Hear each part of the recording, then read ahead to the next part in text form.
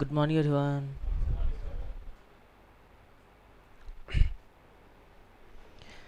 तो आज हम लोग स्टार्ट करते हैं बेसिक से। एक तो स्टॉक एक्सचेंज हमारा बेसिक है एंड दूसरा टाइम वैल्यू बेसिक है। तो पहले हम लोग स्टॉक एक्सचेंज कर लेते हैं। रीज़न बीइंग कि आपका जो अभी आज हो गया हमारा वेंसडे एंड कल थर्सडे, दोनों हमारा ट्रेडिंग डे पड़ेगा। तो ट्रेडिंग डे के बीच में हमारा स्टॉक एक्सचेंज हो जाएंगे, क्योंकि अगर पहले टाइम वैल्यू लूँगा बेसिक का तो फिर वो चला जाएगा हमारा सैटरडे संडे पे, तो फिर ठीक नहीं होगा। तो हम लोग स्टार्ट करते हैं अब।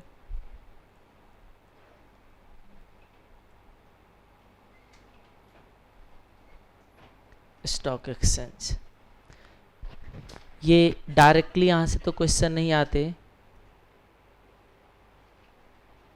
डायरेक्टली तो यहाँ से क्वेश्चन नहीं आते, बट ये इनडायरेक्टली आपको हेल्प करेंगे सारे चैप्टर के अंदर। इनडायरेक्टली कैसे हेल्प करेंगे? जैसे डेरिवेटिव में जाएंगे तो डेरिवेटिव में हम डेरिवेटिव का वहाँ ट्रेडिंग करते हैं। तो जैसे डेरिवेटिव का ट्रेडिंग करूँगा तो पहले नॉर्मल ट्रेडिंग वगैरह सारे मार्केट होता क्या है, कौन सी टाइम पे ओपनिंग होते हैं, कौन सी टर्म्स वगैरह होंगे जिसको हम यूज़ करते हैं, तो वो सारा चीज़ अगर पहले से पता होंगे तो वहाँ हमारा थोड़ा सा टाइम सेव हो जाते हैं। तो सबसे पहले स्टॉक एक्सचेंज होता क्या है? तो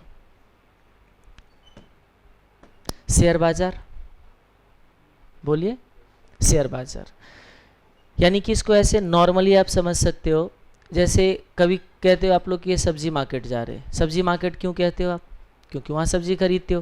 कहते अच्छा कपड़े मार्केट में जा रहे हैं, कपड़े खरीदते हो। वैसे ही ऐसा मार्केट जहाँ पे शेयर वगैरह स्टॉक वगैरह खरीदा बेचा जाए तो उसको हम लोग क्या कहते हैं? Stock exchange. ये दूसरी बात है कि उसी स्टॉक एक्सचेंज में आपका अदर देन शेयर भी ट्रेड हो जाएगा। जैसे कि आज के रेट पे करेंसी भी ट्रेड होते हैं। अभी प्रपोजल है कि आने वाले दिन पे आपका कमोडिटी भी ट्रेड होंगे स्टॉक एक्सचेंज में। और कमोडिटी एक्सचेंज जो होते हैं, जहाँ पे कमोडिटी ट्रेड होते हैं, वहाँ पे हो सकते हैं, अभी हो सकते हैं क्या प्रपोजल आ चुके हैं, वो स्टॉक भी उस कमोडिटी मार्केट में ट्रेड हो जाएंगे। तो बस आपको समझना है एक्सचेंज जहाँ पे बोली लगा के ट्रेडिंग होते हैं। तो चलो पहले मैं स्टॉक एक्सचेंज का पहले डेफिनेशन लिखवाता हूँ, फिर आगे बढ़ते हैं। देखिए स्टॉक एक्सचेंज को SCRA 1956 ने डिफाइन किया है। SCRA securities contract regulation act, सुना कभी? नहीं। देखिए पहले लिखिए इसको, फिर समझाते हैं। एज पर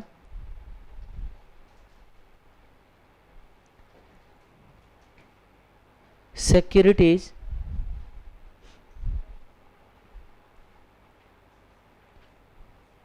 कॉन्ट्रैक्ट्स, ब्रैकेट में लिखा जाता है regulation. As per securities contract act, इसको शॉर्ट में SCRA 1956 भी कहते हैं। इसको अगर शॉर्ट में लिखना चाहो तो SCRA भी बोलते हैं। ये 1956 जो पहले का कंपनीज एक्ट हुआ करता था और SCRA 1956 दोनों का आपका डेट सेम ही था। As per securities contract act,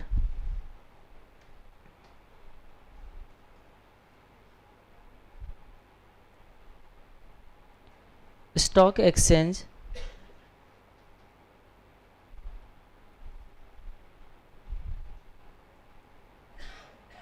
is, अब मैं इसको ना पॉइंट वाइज करता हूं। स्टॉक एक्सचेंज इज दो चीज है। कभी डीम्यूचुअलाइजेशन एंड कॉर्पोरेटाइजेशन सुना आप लोगों ने? क्या होते हैं? AOP को जब कंपनी को कन्वर्ट करना, नहीं, गलत गलत गलत। AOP को जैसे देखिए कंपनी लिक्विडेट होते हैं, पार्टनरशिप डिजॉल्व होते हैं, इंडिविजुअल कहते हो कि इंसॉल्वेंट होते हैं। वैसे ही एसोसिएशन ऑफ पर्सन, अगर कोई काम 10 लोग मिलके हम अगर करने लग गए तो उसको हम कहते हैं एसोसिएशन ऑफ पर्सन या बॉडी ऑफ इंडिविजुअल्स कहते हैं। इंडिविजुअल्स का बॉडी हम बॉडी ऑफ एसोसिएशन कहते हैं। उसको अगर खत्म किया जाए तो उसको किया जाता है डीम्यूचुअलाइज करना। बहुत सारे इंडिविजुअल्स मिलके ग्रुप बनाया था और वो कोई काम कर रहे थे तो उस ग्रुप को तोड़ना, डीम्यूचुअलाइज करना, म्यूचुअली अलग अलग हो जाना, तो उसको कहते हैं डीम्यूचुअलाइजेशन। तो पहले जो स्टॉक एक्सचेंज थे वो बेसिकली एओपी था, एसोसिएशन ऑफ पर्सन, या उसको हम लोग कह सकते हैं बॉडी ऑफ इंडिविजुअल्स। तो उसको डीम्यूचुअलाइज करवाने को बोला गवर्नमेंट ने, और फिर कहते हैं आप कंपनी बनाइए, कॉर्पोरेटाइजेशन। तो डीम्यूचुअलाइजेशन कॉर्पोरेटाइजेशन स्कीम आया गया था। तो वो स्कीम का मतलब ये है कि जो पहले से एओपी है, एओपी को डीम्यूचुअलाइज करो और एक कंपनी बनाइए। वो चीज़ जो है वो डीम्यूचुअलाइजेशन एंड कॉर्पोरेटाइजेशन स्कीम कहलाता है। उस स्कीम से पहले जो स्टॉक एक्सचेंज था वो एसोसिएशन ऑफ पर्सन था, और उसके बाद अब जो है वो सिर्फ कंपनी हो सकते हैं। गुरु मूवी देखा होगा, देखा है? वहां भी देखिएगा स्टॉक एक्सचेंज स्टार्टिंग में वैसे ही होते हैं, खड़े हो जाते हैं, बोली लगाना स्टार्ट करते हैं, मैं इतने में बेचना चाहता हूँ, फिर एक दूसरा आता है मैं इतने में बेचना चाहता हूँ, फिर वहाँ पे खरीदने वाले आ जाते हैं। तो पहले जो स्टॉक एक्सचेंज थे ऐसे ही थे, कुछ लोग मिल गए ग्रुप में और ग्रुप में ट्रेडिंग करवाना स्टार्ट कर दिए। मान लीजिए हम 10 जने मिल जाते हैं और हम 10 जने मिलते कहते हैं कि चलो हमने एक मार्केट ओपन कर दिए, अब जिसको भी ट्रेडिंग करना है, बोली लगाना है, हमारे प्लेस पे आ जाओ, आप खरीदना चाहते हो खरीदने का बोली लगाइए, बेचना चाहते हो बेचने का बोली लगाइए। तो वही क्या हो गया, स्टॉक एक्सचेंज। बाद में गवर्नमेंट को लगा नहीं कि स्टॉक एक्सचेंज को हमें थोड़ा सा ऐसा बनाना चाहिए ताकि इंडिविजुअल्स को लॉस कम हो, इंडिविजुअल को जो फेथ होते हैं, वो ट्रस्ट होते हैं, वो ज़्यादा दिया जाए ताकि वो भी आके मार्केट में ट्रेडिंग करें। नहीं तो कुछ लोग तो समझते हैं जुआ है, जुआ खेलने कौन जाता है। तो गवर्नमेंट ने जो है वो जो एक परसेप्शन होते हैं जो लोगों का, उसको चेंज करने के लिए गवर्नमेंट ने चाहा कि नहीं, अब हमें थोड़ा सा टाइट रूल्स एंड रेगुलेशन बनाने होंगे ताकि एक इंडिविजुअल ये महसूस कर पाए कि हम वहाँ पे जाके फंसने वाले नहीं है। ऐसा तो नहीं है कि हम वहां पे जाके लॉस करेंगे। कहते इस तरीके का अगर जब तक एक ट्रस्ट हम बिल्डअप नहीं करेंगे, कॉन्फिडेंस नहीं देंगे ट्रेडर को, तब तक वो नहीं आएगा। तो गवर्नमेंट ने क्या सोचा कि चलो पहले कंपनी होना चाहिए, क्योंकि देखिए एओपी को रेगुलेट करने के लिए इफेक्टिव एक्ट नहीं है। आप जैसे देखिए एक कंपनीज को रेगुलेट, एक्ट क्या होता है सोचिए, एक्ट क्या है बताइए? एक्ट एक्ट एक्ट मैं इस एक्ट की बात कर रहा हूं, ये ओनली एक्ट क्या है ये? ध्यान से देखिए, आप भी जब कोई काम करते हो ना, मान लीजिए कोई पार्टनरशिप स्टार्ट करते हैं तो सबसे पहले पार्टनरशिप डीड बनाते हैं। क्या होता है वहां पे? हम लोग मिलके कैसे हमारा अंडरस्टैंडिंग होगा, कैसे हम किस सिचुएशन को हैंडल करेंगे, ये सिचुएशन फेस करेंगे तो उसको कैसे हैंडल करेंगे, ये सारा चीज जो है रूल्स एंड रेगुलेशन का एक सेट बनाते हैं। अब आप सोचिए कि आपको एक बिजनेस स्टार्ट कर रहे हो, दो लोग मिलके क्या क्या क्या परेशानी को फेस करोगे, ये आपको पता है पहले से? बताइए, नहीं है। तो हो सकता है आपके रूल्स एंड रेगुलेशन में वो चीज का जिक्र ना हो जो आपने अभी तक सोच ही नहीं पाए, बट वैसा सिचुएशन कोई और झेल चुका होगा, झेल चुका होगा या नहीं होगा। तो इसीलिए गवर्नमेंट क्या कहते हैं, हमारे पास जितने इंफॉर्मेशन है उस सारे इंफॉर्मेशन के बेसिस पे एक सेट ऑफ रूल्स बना देते हैं, set of rules and regulation, जो सबको क्या करेंगे, बाइंड करेंगे, जिसके थ्रू रह के ही उसके अंदर अगर किसी को काम करना है तो उसको हम लोग कहते हैं एक्ट। एक्ट से लोगों को क्या फायदा होता है कि जो चीज हमारे माइंड में कभी आया ही नहीं, उस चीज का भी प्रोविजन ऑलरेडी उसमें एक्सप्लेन किया होता है, ताकि कल के डेट पे जब हम मुसीबत में फंसे कि इस सिचुएशन से हम कैसे बाहर निकलेंगे, तो उस चीज का सॉल्यूशन कहीं ना कहीं वहां पे जिक्र किया गया हो। तो एक्ट को सीधा समझ सकते हो, set of rules and regulation. तो अब गवर्नमेंट ने क्या सोचा, हमें तो इसको जो स्टॉक एक्सचेंज को थोड़ा सा और ज्यादा क्या कहते हैं अच्छे तरीके से इफेक्टिवली रन करवाना है, लोगों को कॉन्फिडेंस बिल्डअप करवाना है, ये सारे चीज करवाना है, तो हमें तो सबसे पहले स्टॉक एक्सचेंज को क्या करवाना होगा, कंपनी में कन्वर्ट करवाना होंगे, ताकि वो कंपनीज एक्ट उस पर एप्लीकेबल हो जाए। तो उसके लिए स्कीम लाया गया, जिस स्कीम का नाम क्या कहते हैं हम लोग, कॉर्पोरेटाइजेशन एंड डीम्यूचुअलाइजेशन। 3 बार, तीसरे बार सक्सेस हुआ था, याद रखिए। पहले बार लाया गवर्नमेंट, कहते हैं स्टॉक एक्सचेंज को भाई साहब जल्दी से उसको डीम्यूचुअलाइज करवाओ, कंपनी बनवाओ। कहते नहीं बनवाते क्या करोगे, गवर्नमेंट ने भी कुछ नहीं कर पाया। ठीक है, सेकेंड टाइम फिर से आया, फिर कहते कि जल्दी से डीम्यूचुअलाइज करवाओ सारे एओपी वगैरह को, एसोसिएशन ऑफ पर्सन, यानी कि ग्रुप ऑफ जो इंडिविजुअल्स हो वो सारे क्या कीजिए, डीम्यूचुअलाइज कीजिए, कंपनी बनाइए। कहते नहीं करना, क्या कर लोगे, कहते कोई बात नहीं।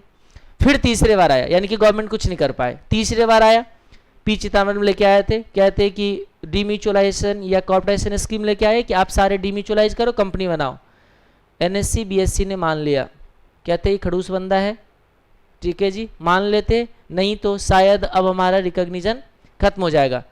NSC and BSc, national stock exchange and Bombay stock exchange ने रिकॉग्नाइज, उन्होंने डीम्यूचुअलाइज करके कंपनी बनवा लिए, बाकी सब ने नहीं किया, सबका परमिशन क्या हो गए, कैंसिल हो गए। तो आज के रेट पे देखते हो इफेक्टिवली जो उस स्कीम के अंदर जो ट्रेडिंग होने वाले स्टॉक एक्सचेंज है वो है एनएससी एंड बीएससी। ठीक है, चलिए आगे बढ़े हम लोग। तो ये चीज़ मैं लिखवा देता हूँ as a definition. As a securities contract act, stock exchange is, अब इसको ऐसे लिखे, is a body of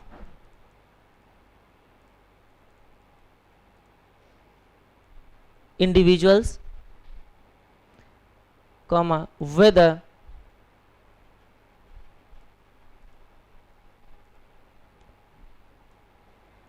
incorporated or not before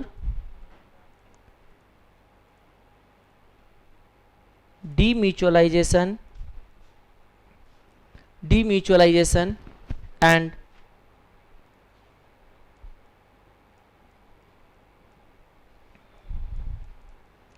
corporatisation scheme. अब होता क्या है, जब भी कोई डेफिनेशन लिखेगा, जैसे सोचिए थोड़ा देर के लिए, अगर वो सीधा बोल दिया जाए कि स्टॉक एक्सचेंज कंपनी है, तो क्या कुछ मुसीबत आ सकता है?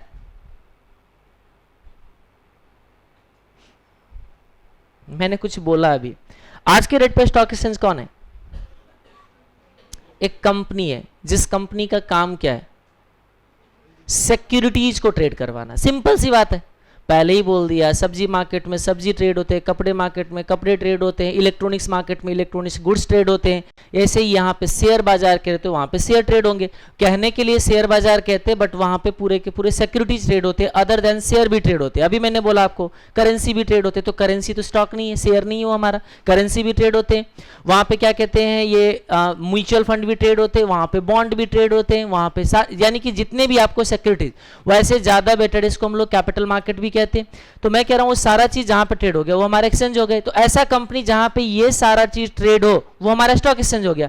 तो मैं कह रहा हूं जब कंपनी ही है तो सीधा क्यों ना लिख दे कि कंपनी स्टॉक एक्सचेंज है, कंपनी स्टॉक एक्सचेंज ये कंपनी क्यों नहीं बोल रहा है? ये क्यों बोल रहा है कि before demutualisation a body of individuals था?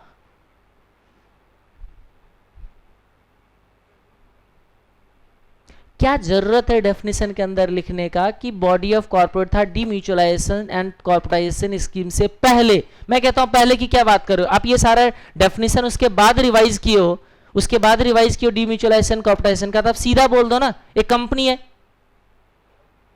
मजा नहीं आ रहा, आप लोग कुछ बोलना ही नहीं चाहते। ऐसे चुप चुप के थोड़ा ना क्लास होता है। मैं कह रहा हूं आज नहीं हुआ तब भी कोई दिक्कत नहीं, आज रिकॉग्निशन नहीं है। आप जाइए दिल्ली स्टॉक एक्सचेंज में ट्रेड नहीं होता है, वहां दिखा है बॉडी। आप जाइए यहाँ पे दरियागंज में, दरियागंज के सर आसफ अली रोड है, आसफ अली रोड पे कॉर्नर पे मिल जाएंगे stock exchange, Delhi stock exchange. Trading नहीं होता।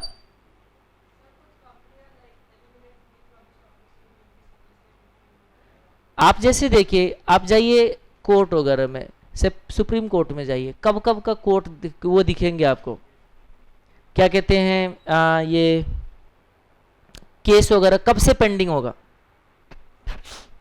सदियों पहले से, 20 साल 25 साल 30 साल का क्या कहते हैं केस वगैरह पेंडिंग होते हैं। अब मान लीजिए अगर एक्ट के अंदर ये लिख दिया जाए कि स्टॉक एक्सचेंज सिर्फ कंपनी है, तो उस टाइम पे तो वो कंपनी था ही नहीं। ये सबसे पहले जितने रूल्स एंड रेगुलेशन उससे क्या हो जाएगा, वो बाहर हो जाएंगे। वो तो सीधा बोलेंगे आइए एक्ट में लिखा है कि हम तो स्टॉक एक्सचेंज है ही नहीं। क्यों नहीं है? क्योंकि हम तो कंपनी थे ही नहीं, तो हम कैसे स्टॉक एक्सचेंज होंगे? एक चीज याद रखिए, आज के रेट पे एफबीटी है या नहीं है, fringe benefit tax. FBT fringe benefit tax कुछ लोगों को तो पता ही नहीं कि है क्या, क्योंकि आप जब से पढ़ना टैक्स किया उससे पहले खत्म हो गया होगा। फ्रिंज बेनिफिट टैक्स जिसमें आप लोग जो सैलरी में जो परक्यूजिट्स वगैरह होते हैं ना, उस पर कंपनी से टैक्स लिया करता था, कंपनी से टैक्स लिया करता था। यानी कि आप मान लीजिए एक इंडिविजुअल्स हो, कंपनी एक सैलरीड एम्प्लॉय हो, एम्प्लॉयर आपको सैलरी पे करते हैं, तो उसमें कुछ पॉइंट्स कुछ पार्ट्स ऐसे था सैलरी का जिस पे गवर्नमेंट एज ए एक्सपेंस पे क्या कहते हैं टैक्स लेना स्टार्ट किया था। जैसे इनडायरेक्ट टैक्स होते हैं ना, आपका इनडायरेक्ट टैक्स क्या है, चार्ज होता है किसी और पे और पे कोई और करते हैं, वही तो है ना इनडायरेक्ट टैक्स। तो आपको मैं बताऊं फ्रिंज बेनिफिट टैक्स भी ऐसे ही था, इनकम है एम्प्लॉय के हैंड में और टैक्स लिया करता था एम्प्लॉयर से, वो बीच में इतना ज्यादा कॉम्प्लिकेशंस था ना, अलग अलग पक्विजिट से अलग अलग टैक्स था, क्योंकि हम लोगों ने पढ़ा हुआ वही टाइम था हमारा, एफबीटी वाला टाइम था जब मैं था उसमें P2 में, जिसको आप अभी आईपीसीसी कहते हो, वो मेरा फ्रिंज बेनिफिट टैक्स हमने पढ़ा था। और आप जाइए जाइए क्या कहते हैं ये सीए फॉर्म वगैरह में, आज भी वो फ्रिंज बेनिफिट वाले टैक्स, जो इतना मोटा टैक्स का जो बुक होंगे ना, सबको संभाल के रखते हैं। क्यों रखते हैं बताओ? फ्रिंज बेनिफिट तो खत्म हो गए, उस बीच में जितने केस पेंडिंग होंगे सारे आज कौन सी एक्ट के हिसाब से रेगुलेट होंगे? वो सारे। यानी कि वो जो फ्रिंज बेनिफिट टैक्स है, कुछ सीए को अभी भी उसको स्टडी करना होता है। क्यों? जब वो जाओगे हियरिंग में, कोर्ट में जाओगे, तो क्या वो सारे प्रोविजन आपको याद होना चाहिए? नहीं होना चाहिए? मैं इसलिए बोल रहा हूं क्योंकि मैंने खत्म हो जाने के 2 साल बाद भी वो पूरे बुक पढ़ना पड़ा था, क्योंकि एमटीएनएल का एफबीटी के जो रिगार्डिंग था, वो नया क्या कहते हैं, बीच का जो पेंडिंग था, उसमें उसका मैंने डील किया हुआ था। जिस सीए फॉर्म में थे, यहाँ गिरनपुरा में जहाँ काम किया था सीए बनने के बाद, तो उसका एफबीटी का मैंने डील किया था, तो इसलिए मुझे याद है सारा चीज़। आईपीसीसी में पढ़ के छोड़ दिए, फाइनल में पढ़ा ही नहीं, क्योंकि जब फाइनल में आया तो क्या हो चुका था, एबोलिश हो गया था, उसको पढ़ना नहीं था। और जब फिर वहाँ पे जॉब करने आए, जब वहाँ पे हम काम कर रहे थे, तो फिर से मेरे को 1 महीने 1.5 महीने लगा के पूरे एफबीटी फिर पढ़ना पड़ा, क्योंकि उस केस को क्या करना था, हैंडल करना था। तब लगता है कि अच्छा ये एक्ट वगैरह में क्यों इस तरीके का डेफिनेशन दिया जाता है, वो इसलिए, नहीं तो ये कवरेज के बाहर हो जाएंगे, फिर वो कैसे अप्लाई हो पाएगा। तो इसलिए याद रखिए, जब भी डेफिनेशन दिया जाता है तो पास्ट एंड प्रेजेंट दोनों एंड फ्यूचर में जो होने वाले सारे बताते हैं। ठीक है, फिर से आइए वापस। Body individuals whether incorporated not before demutualisation corporatisation scheme. ठीक है, एक तो हो गया ये है।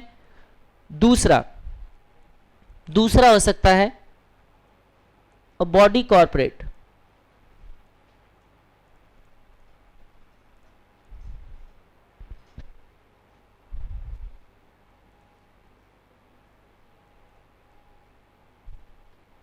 incorporated under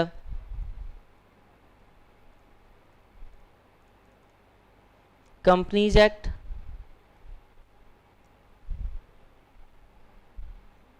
comma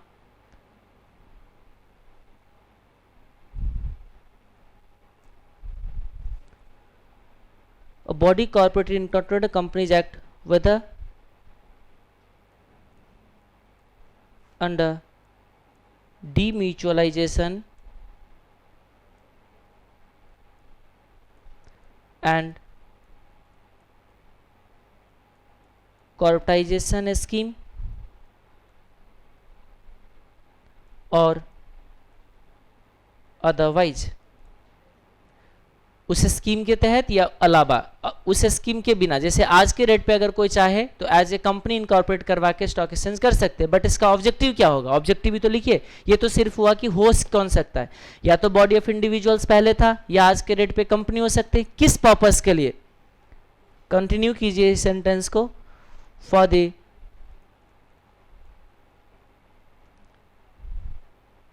purpose of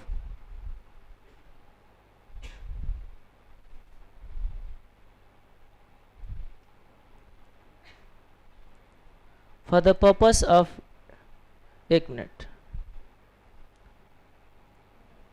buying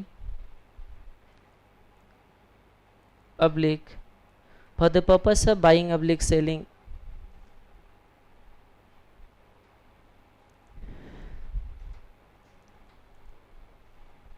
securities. इसमें और भी लिखते हैं, कंट्रोल करना, रेगुलेट करना। जैसे बाइंग सेलिंग लिखा है, और भी लिख सकते थे, बाई करना, सेल करना, कंट्रोल करना, डील करना, सारा चीज़ है जो किसके डील करते हैं? सिक्योरिटीज को। ये सारे हमारे लिए क्या बन जाएगा? Stock exchange. अब आइए, अभी फिलहाल जो पॉपुलरली जिसमें ट्रेड होता है वो स्टॉक एक्सचेंज कौन कौन है? हाँ जी,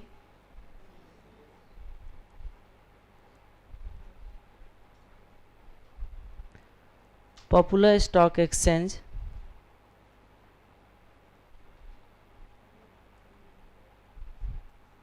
इन इंडिया, ये हमारा एनएससी, नेशनल स्टॉक एक्सचेंज,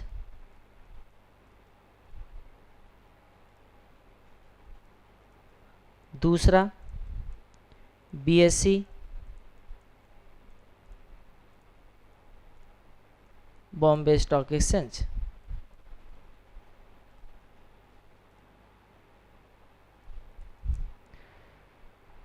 वैसे कमोडिटी एक्सचेंज भी है, कमोडिटी एक्सचेंज। तो चलो अभी तो हमने स्टॉक एक्सचेंज लिखा था, उसको भी नाम लिख देता हूं मैं, क्योंकि इस पे भी हम थोड़ा बहुत बहस कर लेंगे, ज़्यादा तो नहीं। Popular commodity exchange in India, सुना होगा नाम आप लोगों ने, MCX, MCX multi commodity exchange. दूसरा NCDEX, नेशनल कमोडिटी एक्सचेंज।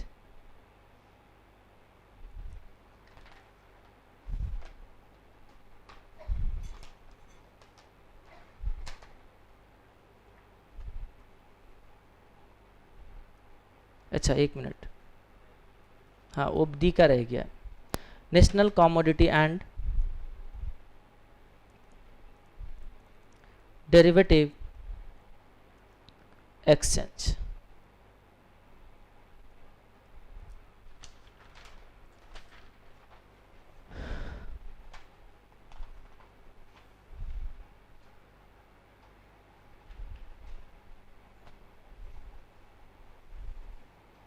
बढ़े आगे।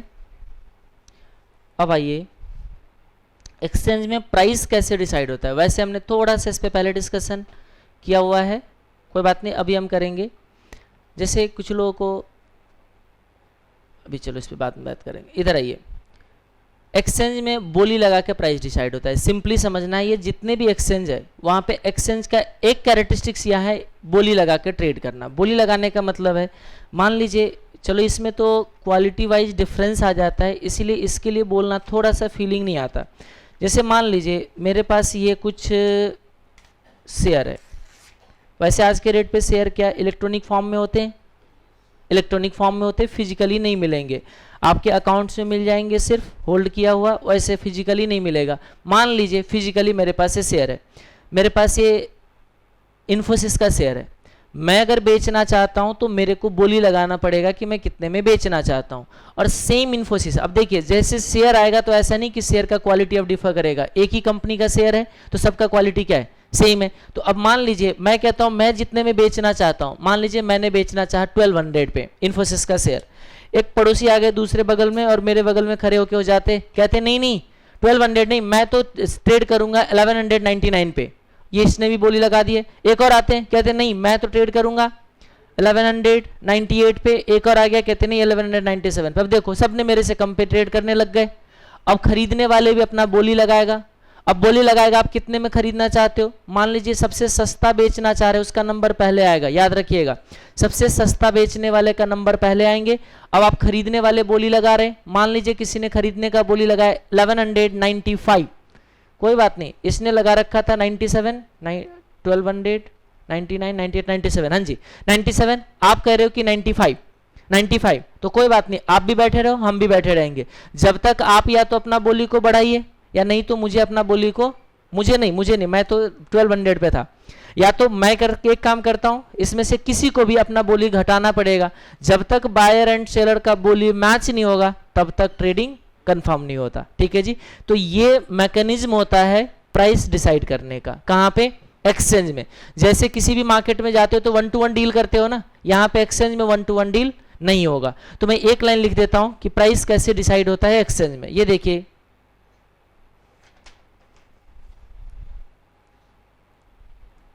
ये चारों एक्सचेंज की बात कर रहा हूं, जितने भी एक्सचेंज में जाइए इसको ऐसे समझिए आप सीधा कि एक्सचेंज में प्राइस डिसाइड होते हैं बोली लगा के, ऑक्शन मार्केट की जैसे ऑक्शन होते हैं वहां पे, आपने जो मूवी में देखा होगा बिल्डिंग का ऑक्शन होते हैं, वहां पे एक सेलर होते हैं वेरियस बायर्स होते हैं, बट यहां पे वेरियस सेलर्स भी है और वेरियस बायर्स भी है, बोली लगेंगे। जब दोनों का बोली मैच होगा तो वो प्राइस एक डिसाइड होंगे, उस प्राइस को हम लोग कहते हैं last traded price, LTP. LTP बार बार यूज करेंगे, या सीएमपी बोलते हैं, करंट मार्केट प्राइस। ठीक है जी। तो ये देखिए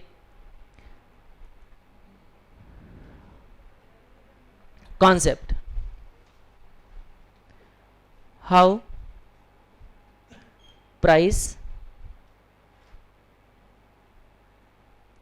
डिसाइड्स इन मार्केट, मार्केट नहीं एक्सचेंज लिखता हूं, एक्सचेंज लिखता हूं।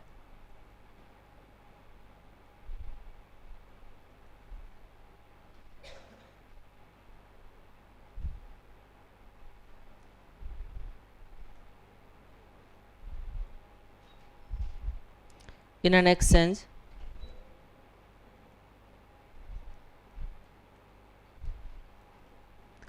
price of securities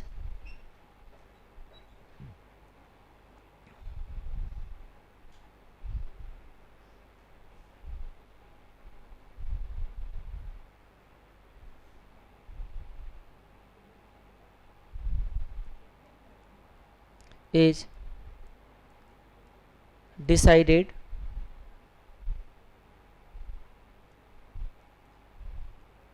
on the basis of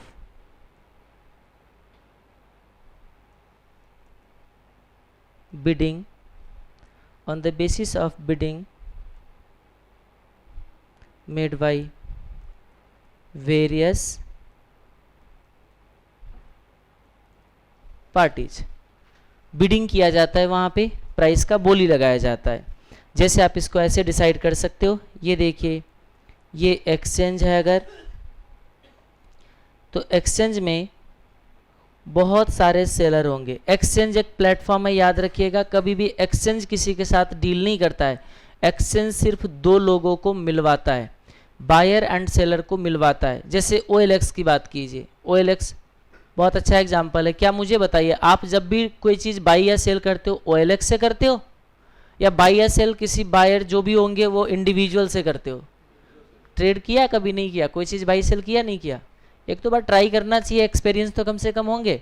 आप देखिए, याद रखिएगा, ना तो कभी आप OLX से बाई करते हो, ना आप OLX से सेल करते हो। वो सिर्फ एक प्लेटफॉर्म दे रहा है आपको, वो अपने टेक्नोलॉजी को यूज़ किया है, अपने दिमाग को यूज़ करके उसने एक आपको वेबसाइट डेवलप करके दे दिए, और वेबसाइट का ऐसा फीचर्स दे रहा है जिसमें दो बिछड़े को मिलाते हैं, ऐसे समझ के चलो। ठीक है जी। आपको बेचना है, आप भी जाके वहाँ पे अपना क्या कहते हैं ऐड डालो, जिसको खरीदना है वो भी आपको जाके विजिट करेंगे, फिर दो अपने अपने मिलिए, अपना ट्रेडिंग कीजिए, फिर बोलोगे NSE OLX को क्या फ़ायदा है। उसको बस फ़ायदा इतना है कि मैक्सिमम लोग उसके वेबसाइट को विजिट करते हैं, और वो विजिट के बेसिस पे दूसरे लोग उनके साइट पे ऐड डालते हैं, उस ऐड से वो पैसे कमाते हैं। दूसरा कोई फ़ायदा उसको OLX को नहीं है।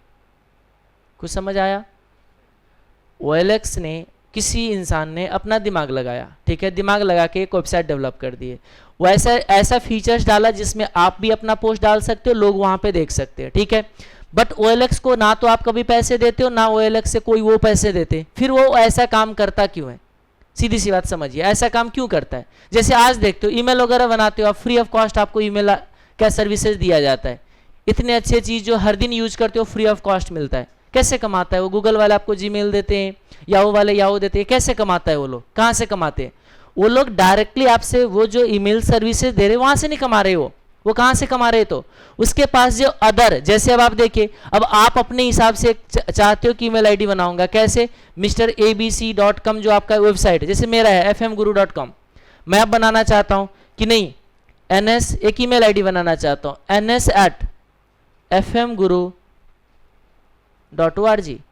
अब इसके लिए मेरे से पैसे चार्ज करेंगे वो। समझ में आ गया कुछ? जो अदर सर्विसेज, जो आपको स्पेशल सर्विसेज वगैरह देते हैं, उससे कमाता है वो, वैसे फ्री सर्विसेज से नहीं कमा रहा है। अब जैसे मेरे को ये अगर ईमेल आईडी बनाना है, तो आप देखिए ये इसको कहते हैं बिजनेस ईमेल आईडी।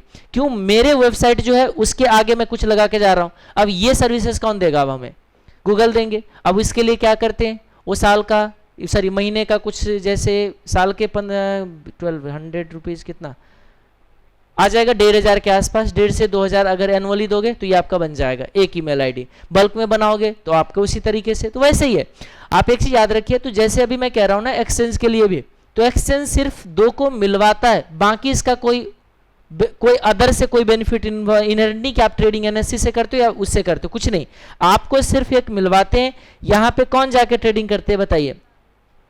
यहां पे बहुत सारे सेलर जो है वो अपना बोली लगाते हैं, बट याद रखना इसमें स्क्रीन पे जो डिस्प्ले होता है वो बेस्ट 5 ही डिस्प्ले होता है। मान लीजिए ये सेलर था, सेलर 1, सेलर 2, सेलर 3, बहुत ज़्यादा कर दिया मैंने, 2-4 हटाऊं, स्पेस कम पड़ रहा है ना इसीलिए।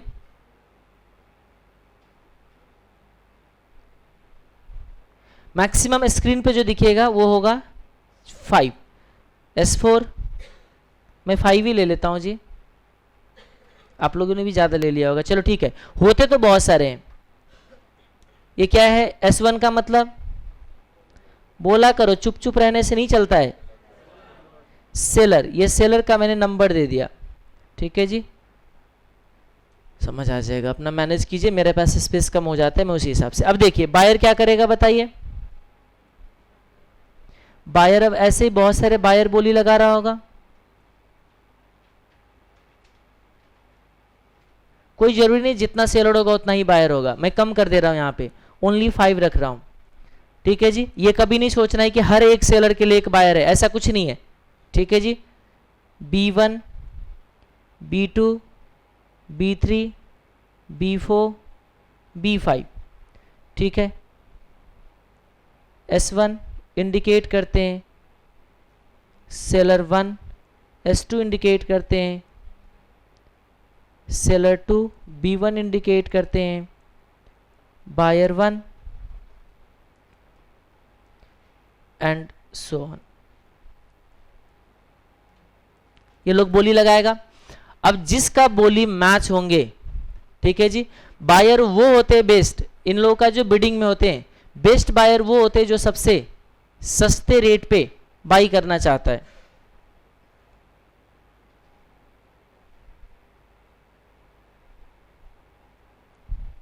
बेस्ट बायर कौन होगा? बेस्ट बायर जो होते हैं वो होते हैं जो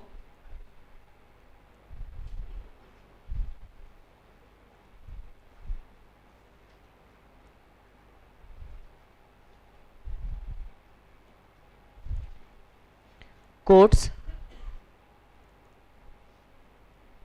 highest price among all buyers. जितने बायर्स है किसी एक सिक्योरिटीज का, उसमें से जिसने सबसे हायर बिडिंग किया होगा वो होगा सबसे बेस्ट। पूरे मार्केट में अगर 1 लाख लोगों ने बाइंग का ऑर्डर डाला हुआ है तो उसमें से जिसका सबसे हाईएस्ट बिडिंग होगा वो कहलाएगा बेस्ट बायर, ठीक है। बेस्ट सेलर कौन होगा? बेस्ट सेलर कौन होंगे? जो कोट करते हैं कोट्स लोवेस्ट प्राइस, सबसे सस्ता जो बेचना चाहेगा वो बेस्ट होगा। Quotes lowest price among all sellers, और इसके बावजूद भी बीच में गैप होता है।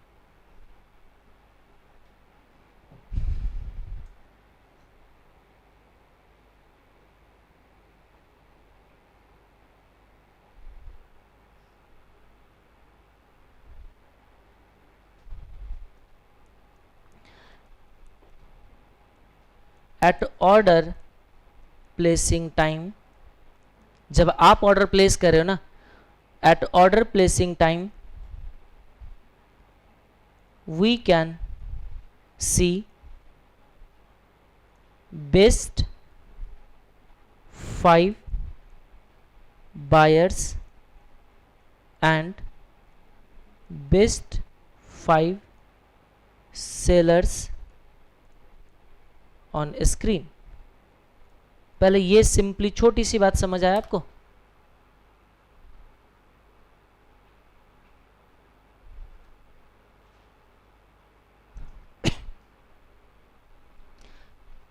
अच्छा, पहले से ट्रेडिंग करते हैं कितने हैं? हैंड रेज करके दिखाइए। पहले से ट्रेडिंग किया है कुछ?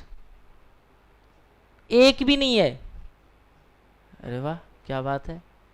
किसी ने आज तक कभी ट्रेडिंग नहीं किया? हाँ, अब धीरे से एंडेज हो रहा है, चुपके से। पहले से शर्म आ रहा था कि कोई देख लेगा।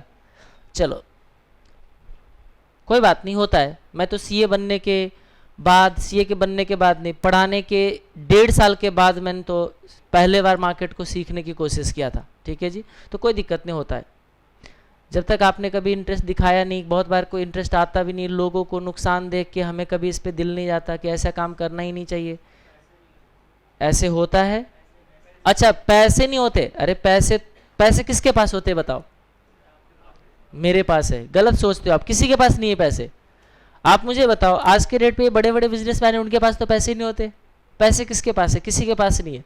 ठीक है, आप सोचोगे कि मेरे पास पैसे है तो है, नहीं है तो नहीं है, सीधी सी बात है। सिंपली ऐसे समझिए आप। फिर से आ जाइए वापस।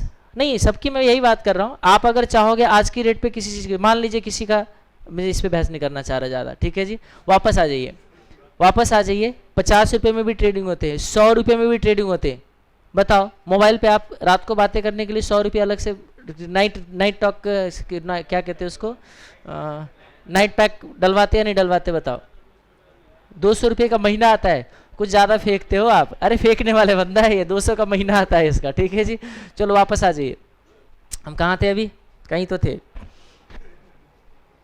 ट्रेडिंग पे। हाँ जी, हाँ, मैं कह रहा था ना कि कुछ लोग डर के मारे भी नहीं करते हैं, कुछ लोग सीखना भी नहीं चाहते। जैसे मैं बताऊं, मैंने पास किया था 2009 में, और आपको पता है वो रिसेशन का टाइम है, याद है कुछ? और क्लासेस जो लिया था वो मोस्टली क्लासेस 2008 में हुआ था। ठीक है जी, तो एक क्लास में ही 2-3 सर ने, एक सर वहाँ पे, वो क्राइसिस का टाइम था, 50% मार्केट डाउनफॉल का टाइम था। ठीक है जी, मार्केट जहाँ पे सीधा 50% क्रैश हुआ था। उस टाइम तो समझते नहीं थे। अब उस टाइम बार बार क्लास में बोल दिया करते थे सर लोग, आज तो ये हुआ, आज तो ये हुआ। 2-4 ने तो ऐसे न्यूज आया कि सुसाइड कर लिए, क्योंकि ऐसे ऐसे स्टॉक थे। 50% मार्केट क्रैश करना इमेजिन भी नहीं कर सकते आप लोग। अभी 10% नहीं झेल पाते हैं। अभी मैं कहता हूँ ना कि मैं किसी स्टॉक में पैसे लगा दूं और वो 10% डाउनफॉल हो जाते, तब भी नहीं झेल पाते। 10% को नहीं झेल पाते, सारे पूंजी 100% जा चुके होते 10% के अंदर। जो मार्जिन ट्रेडिंग करता है, मार्जिन ट्रेडिंग का मतलब समथिंग परसेंटेज देके ट्रेडिंग कर लिया। 100 का ट्रेडिंग करते सिर्फ 15 रुपये देते हैं। 15 रुपये देके 100 में ट्रेडिंग किया, अगर उसमें 10% भी डाउनफॉल हुआ तो 100 में 10% का डाउन, जितने पैसे लगाया था सारा क्या हो गया हमारा, डूब गए। और नॉर्मली मार्केट में मार्जिन टाइप का ट्रेडर वगैरह होते हैं बहुत सारे, तो वो सारे तो 10% पे ही रोड पे आ जाता है। ये तो कितने परसेंट मार्केट क्रैश हुआ था? 50%। तो इसीलिए क्लास वगैरह में बोल दिया करते थे ऐसे हुआ ऐसे हुआ। क्लास में एक दिमाग में डर से बैठ गया था, अरे स्टॉक मार्केट का मतलब ही तो क्या होता है, गंवाना। क्योंकि वो टाइम ही ऐसा ही था, सर लोगों ने बोल दिया क्लास में। इसलिए मैंने कभी सोचा कि अरे छोड़ो ये सब, क्या दिक्कत है, ये सब करने की क्या जरूरत है, वैसे ही करो, खुश रहो। फिर उसके बाद अब पढ़ाना था, सीखना पड़ेगा। डर के मारे पहले ओपन करवाए 750 का अकाउंट। इसमें होते हैं 750 रुपये दे के अकाउंट ओपन करवा लो, नॉन रिफंडेबल होते, बट ब्रोकरेज 1 साल का फ्री होता है। मैंने बोला कोई बात नहीं, ओपन करवाते। फिर 750 से ही थोड़ा बहुत, फिर बाद में पता चला अच्छा ये 750 से ट्रेडिंग करने को तुरंत देगा, वो तो ब्रोकरेज में चला जाता है, फिर उसमें पैसे ट्रांसफर करना पड़ेगा तभी ट्रेडिंग होगा। मैंने बोला कोई बात नहीं, 2000 ट्रेडिंग किया। अब कसम खाए इसके आगे नहीं डालेंगे हम कुछ पैसे। वो पैसे डूब गया कुछ दिनों के बाद। एक 2 शेयर ही ट्रेड किया, डूब गए।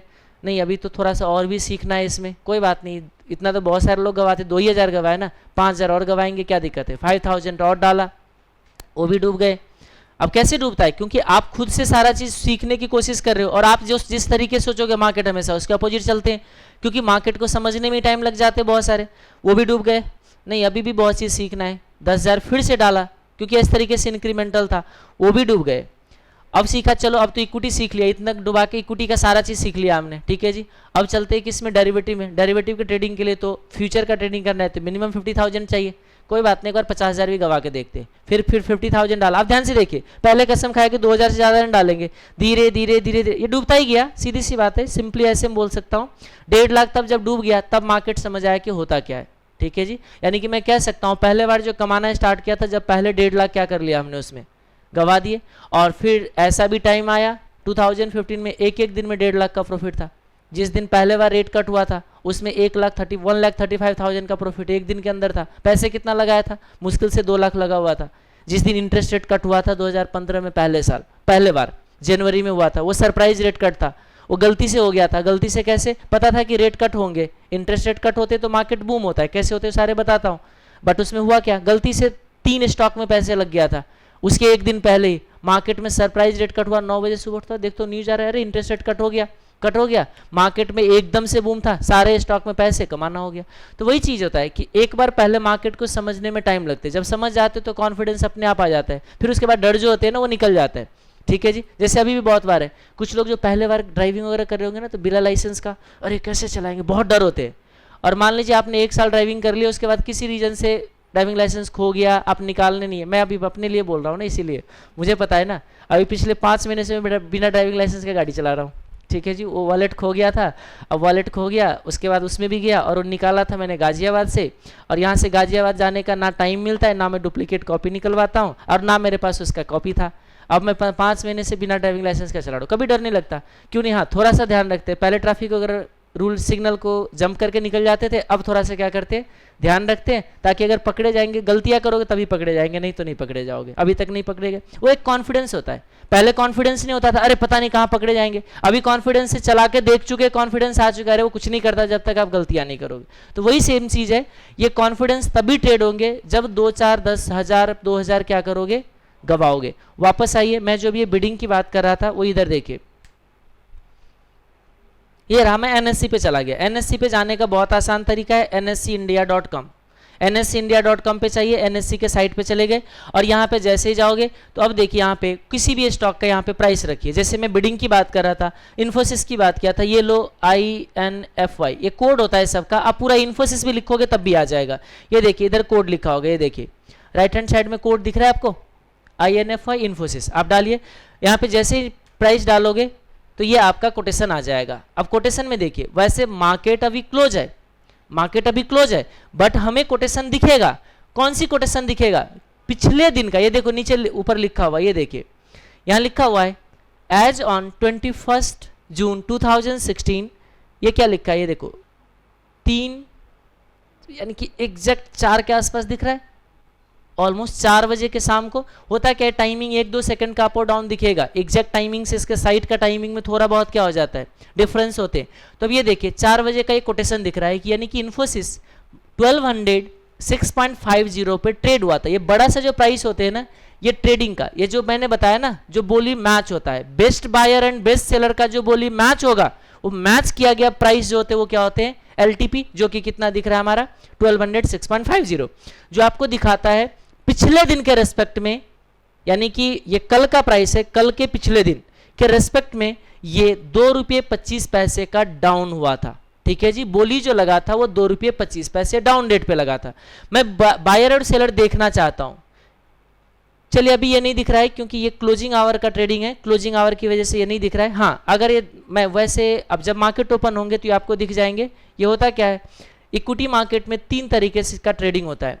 एक प्री ओपनिंग सेशन में होता है, एक क्लोजिंग सेशन में होता है। तो ये क्लोजिंग सेशन में अपना बिडिंग नहीं होता, वहां पे बिडिंग नहीं होते, वहां पे एक प्राइस डिसाइड होता है और उस प्राइस पे ट्रेडिंग होती है, इसीलिए यहाँ पे अभी दिख नहीं रहा है। ठीक है। हाँ, जैसे अभी मार्केट ओपन होंगे तो यहाँ पे देखिएगा, यहाँ पे जैसे देखिए बेस्ट 5 दिखेगा, ये देखो काउंट कीजिए 2 3 4 5, बेस्ट 5 बायर का प्राइस एंड ये कोटेशन दिख जाएगा। जैसे मैं डेरिवेटिव में जाना चाहूँ ना, तो डेरिवेटिव में मैं दिखा सकता हूँ। जैसे डेरिवेटिव सेशन ये होता है, ये डेरिवेटिव देखिए, इक्विटी, क्योंकि ये क्लोजिंग सेशन में ट्रेडिंग नहीं होता, मैं भी बताता हूँ ये क्लोजिंग सेशन क्या होते हैं। ये देखिए इक्विटी डेरिवेटिव में फिर उसी का डालता हूँ मैं, INFY इन्फोसिस। ठीक है। अब देखिए यहाँ पे बेस्ट बायर बेस्ट सेलर आपको दिख जाएगा। ये देखिए मैंने जो भी बताया था प्राइस कैसे डिसाइड होता है। सबसे पहले ये देखिए इसका प्राइस जो डिसाइड हुआ है ना 1209.35 का, ये प्राइस डिसाइड हुआ था। ये लास्ट प्राइस है, ये 330 का होगा। ये देखिए ये 330 का है। ये मार्केट, नॉर्मल मार्केट जो होते हैं 330 में क्लोज हो जाते हैं। ठीक है जी। तो ये 330 का प्राइस है। वो कितने बजे का दिख रहा था आपको? 4 बजे का। तो बताता हूँ, ये टाइमिंग में बताता हूँ अभी मेन चीज़। ये टाइमिंग में लोगों को बहुत ज़्यादा कन्फ्यूजन होता है और है भी, ये कन्फ्यूजिंग टाइम है भी इसका। ठीक है जी।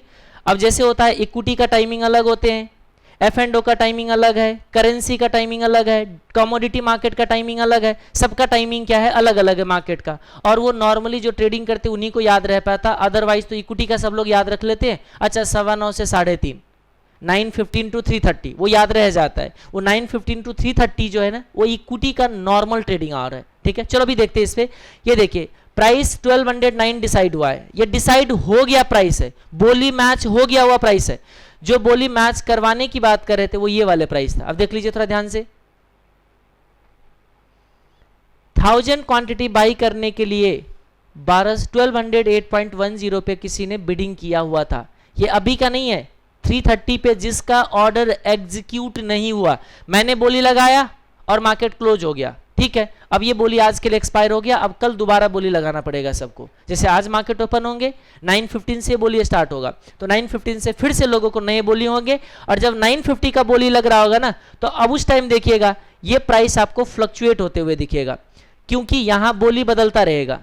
यहाँ पे 1 मिनट के अंदर यहाँ पे कुछ और बोली अभी लगाएंगे, ये बायर और सेलर का बोली बदलता रहेगा और प्राइस क्या होता रहेगा, बदलता रहेगा, ठीक है जी। तो यहाँ देखिए क्या इस 5 में से देखिए बेस्ट बायर कौन है, देखो आप देखिए, और बोला करो, ऐसे चुप चुप से बैठ के देखने से नहीं होता है। अभी निंदिया रानी बुला लेगा, अभी नहीं बुलाया ना, इमीडिएट बुला लेगा।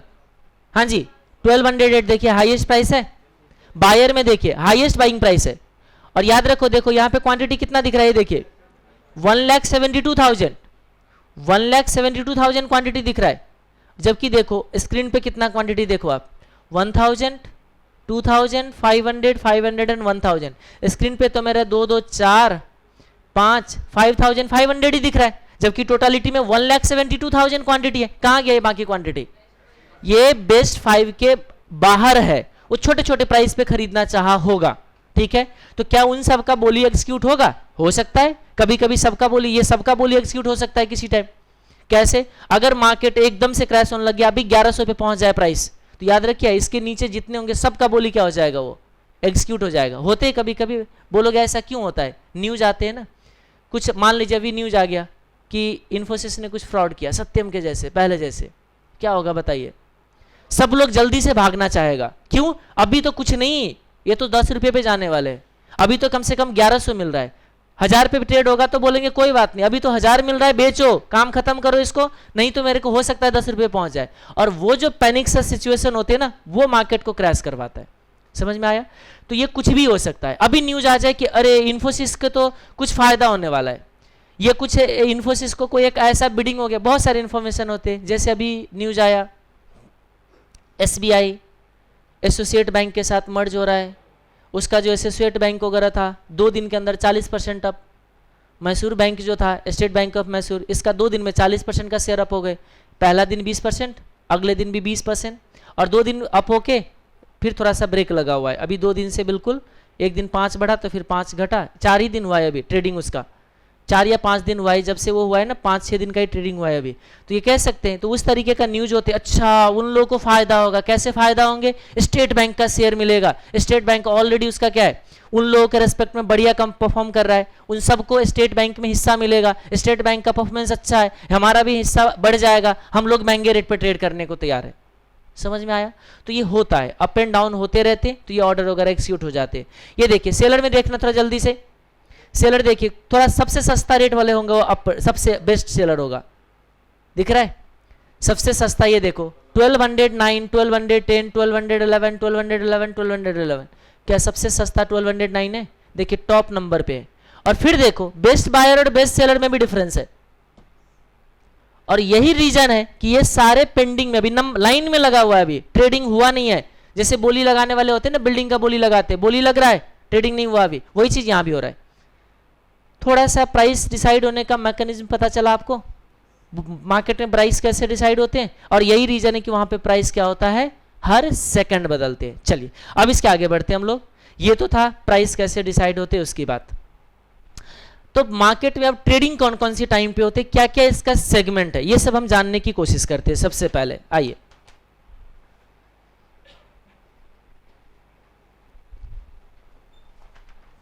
कॉन्सेप्ट,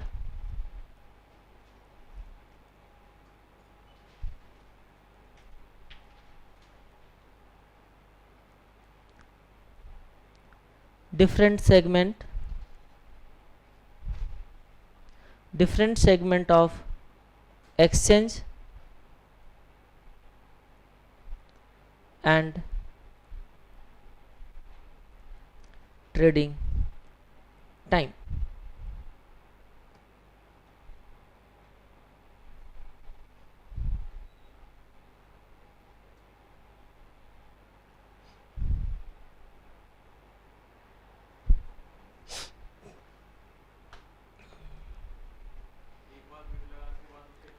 हाँ बिल्कुल कर सकते हैं। मान लीजिए अभी मैंने बोली लगा दिया, जब तक मेरा बोली एग्जीक्यूट नहीं हुआ, एग्जीक्यूट होने का मतलब है कि किसी सेलर के साथ, मान लीजिए मैं बायर से हूँ, तो बायर हूँ, तो अगर सेलर के साथ मेरा बोली मैच हो गया, मैंने बोली लगाया कि देखो मैं 1200 में बेचना चाहता हूँ, और इमीडिएटली उसी टाइम में किसी ने कंफर्म कर दिया कि हाँ 12 में सेल बाई करना चाह सॉरी मैं सेल करना चाह रहा हूँ, 1200 में मैं सेल करना चाह रहा हूँ, और इमीडिएट उसी टाइम किसी ने 1200 में बायर बन गया अगर, तो मेरा ऑर्डर कंफर्म हो जाएगा। बट याद रखना, ये जो भी कंफर्म होते बेस्ट बायर और बेस्ट सेलर के बीच में ही होता है। मैं बेस्ट बायर होना, मैं बेस्ट सेलर होना पड़ेगा मेरे को, यानी कि मेरे से सस्ता कोई बेचने वाले नहीं होना चाहिए, और वो बेस्ट बायर होना चाहिए, तभी ऑर्डर मैच होता है, अदरवाइज ऑर्डर मैच ही नहीं होता। तो मान लीजिए 1200 मेरा बेस्ट सेलिंग प्राइस था, मेरे से सस्ता कोई बेचना नहीं चाहता, और 1208 जो था बेस्ट बायर का प्राइस था। अगर ये ऑर्डर एग्जीक्यूट हो गया तो उस टाइम पे आप क्या कहते हैं, ऑर्डर को मॉडिफाई नहीं कर पाओगे, नहीं तो उससे पहले अपना बोली जो है बदल सकते हो आप। मार्केट में चॉइस होते हैं ये बोली बदलने का। नहीं, मैच ऐसे कैसे हो जाएगा, मैच हमारे मर्जी से थोड़ा होता है, मैच तो होने के लिए देखो, अभी सोचिए यही सीन है, यही सिचुएशन है। आप बोली कैसे मैच करवा सकते हो, बोलो आप बोली मैच करवाइएगा, इतना आसान नहीं है। एक का ही बोली मैच होता है, बोली एक का ही मैच होता है एक टाइम पे सिर्फ एक का बोली मैच होता है, 10 का बोली किसी भी हाल में मैच ही नहीं हो सकता। यानी कि आप जैसे देखिए, अभी ये सारे लोग अपने बोली को मॉडिफाई कर सकता है, ये जितने लोग हैं, बायर 1,72,000 से हैं, सेलर 3,17,000 है, सबका बोली एक, सब लोग अपना बोली को मॉडिफाई कर सकता है, क्योंकि किसी का ऑर्डर कंफर्म नहीं हुआ है अभी, और जिसका हो चुका है वो ये पेंडिंग में है ही नहीं, वो तो निकल चुका है यहां से, तो ऑर्डर मॉडिफाई करने की बात ही नहीं होगा। अब जैसे देखिए, मान लीजिए इसको बोली मॉडिफाई करना है, ये वाले को प्राइस अपना मॉडिफाई करना चाहता है, कैसे करेगा बताओ, क्या करेगा ये मॉडिफाई करके? या तो ये और जल्दी बाई करना चाहेगा, या थोड़ा लेट बाई करना चाहेगा। थोड़ा लेट, इनको लगता है नहीं प्राइस 1208 क्या है तो 1200 पे जाने वाला है, आज थोड़ा सा इंतजार करूंगा 1200 पे जाएगा, ये अपना बोली बदल के 1200 करेगा, ये इसका नंबर कहां जाएगा, नीचे चला जाएगा। ये कहता है नहीं जल्दी से बाई करना पड़ेगा, मार्केट ऊपर होने वाला है अभी। अब कुछ लोग बोलेंगे ऐसा क्यों? भाई एक चीज बताओ, मार्केट में जा रहे हो, जैसे मुझे लगता है कि कैलकुलेटर का प्राइस 1 घंटे बाद 500 होने वाला है, और अभी ट्रेड हो रहा है 400 में, क्या करना पसंद करोगे, बोलिए क्या करना पसंद करोगे? थोड़ा जल्दी बोलो, ऐसे चुप चुप से नहीं होता है। मैं कहता हूं अभी 400 का ट्रेडिंग हो रहा है, मुझे लग रहा है कि अभी न्यूज आएगा कि ये कैलकुलेटर फैक्ट्री जो है ना, कैलकुलेटर मैन्युफैक्चरिंग बंद कर रहा है। आप बोलोगे लो अब तो मिलेगा ही नहीं, बट कैलकुलेटर का डिमांड तो बना रहेगा, डिमांड और बढ़ेगा, 500 अभी प्राइस होने वाला है, आप क्या करोगे बोलो? अभी बाई करो, प्राइस बढ़ने वाले तो बाई कीजिए, और जब आपका प्राइस 500 पे पहुंच जाएगा आप क्या करना, फिर सेल कर देना। तो जिसको लगता है प्राइस बढ़ने वाला है वो जल्दी से बाई करने की कोशिश करता है। मान लीजिए अभी आपने सोचा 400 में, इमीडिएट मार्केट में बोली लगा है 410 में, अब क्या करोगे? या तो 410 अपना बोली लगाओ, नहीं तो बैठे रहो, वो 500 पे पहुंच जाएगा, देखते रहना मैंने तो कुछ मिस कर दिया, सोचा तो था कर नहीं पाया। तो ठीक है, ऐसे ही होता है, इसीलिए जल्दी होते हैं मार्केट में, सबको एक एक सेकंड भारी पड़ता है मार्केट में। समझ में आ रहा है कुछ? तो बस अब मुझे बताओ, सेलर को लगता है नहीं नहीं अभी तो मान लीजिए 400 चल रहा है, अब ऐसा न्यूज आने वाला है कि इसका प्राइस होने वाला है 300, क्या होगा बताओ? याद रखना, मार्केट हमेशा न्यूज के बेसिस पे मूव करता है, ये चीज हमेशा दिमाग में रखना।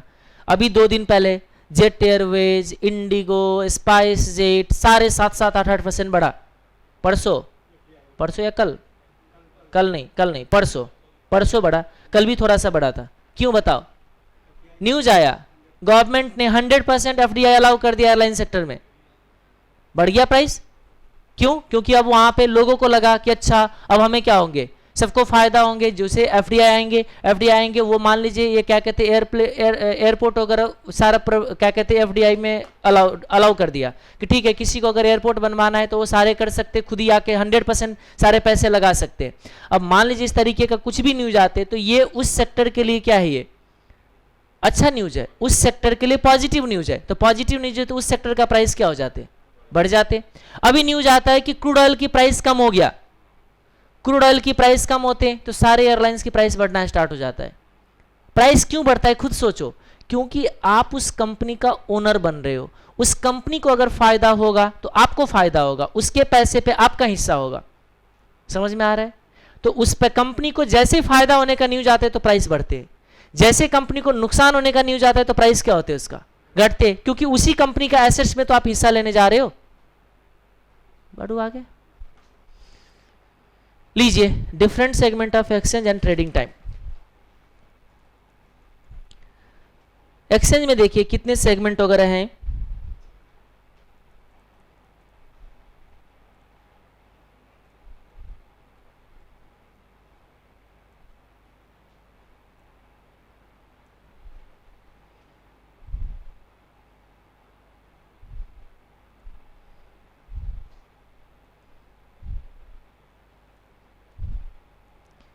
कैश सेगमेंट,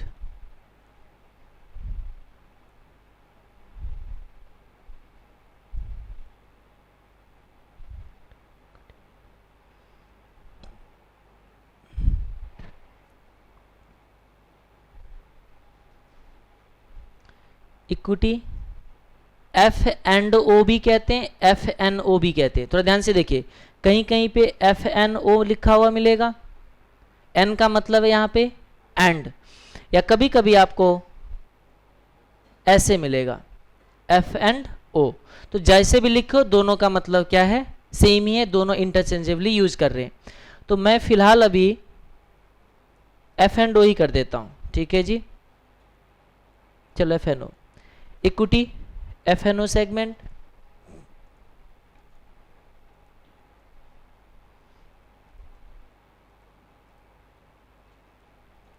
करेंसी में भी एफ एन ओ होते हैं, currency F and O segment,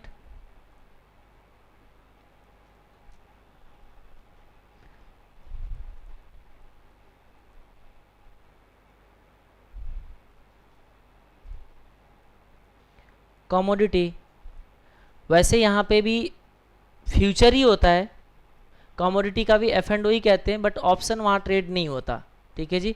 तो मैं सीधा लिख देता हूँ, यहाँ पे थोड़ा मुश्किल हो जाता है एफ एंड ओ लिखना, सीधा मैं लिखता हूँ करेंसी सेगमेंट। होता ये भी एफ एंड ओ ही है, ओ नहीं होता उसमें, एफ का मतलब फ्यूचर, ओ का मतलब ऑप्शन, और ये फ्यूचर एंड ऑप्शन जो है ना ये डेरिवेटिव का एक इंस्ट्रूमेंट है, कॉन्ट्रैक्ट है। तो यहाँ जो ट्रेड होते हैं वो फ्यूचर कॉन्ट्रैक्ट ट्रेड होते हैं, इसमें फ्यूचर भी एंड ऑप्शन भी, इसमें फ्यूचर भी एंड ऑप्शन भी, ठीक है जी। तो इतने सेगमेंट है, सबका ट्रेडिंग टाइम जो है वो अलग है। सोचते इसमें होता क्या है, ये जो कैश सेगमेंट है ना इसी को इक्विटी सेगमेंट भी कह सकते हैं हम लोग, जिसमें हमारा इक्विटी में ट्रेडिंग होते हैं, बाई सेल जो करते हैं ना हम लोग, डिलीवरी बेस्ड ट्रेडिंग जो होते हैं वो इक्विटी का वो कैश सेगमेंट में होता है, ठीक है जी। कैश सेगमेंट या इसी को हम लोग कह सकते हैं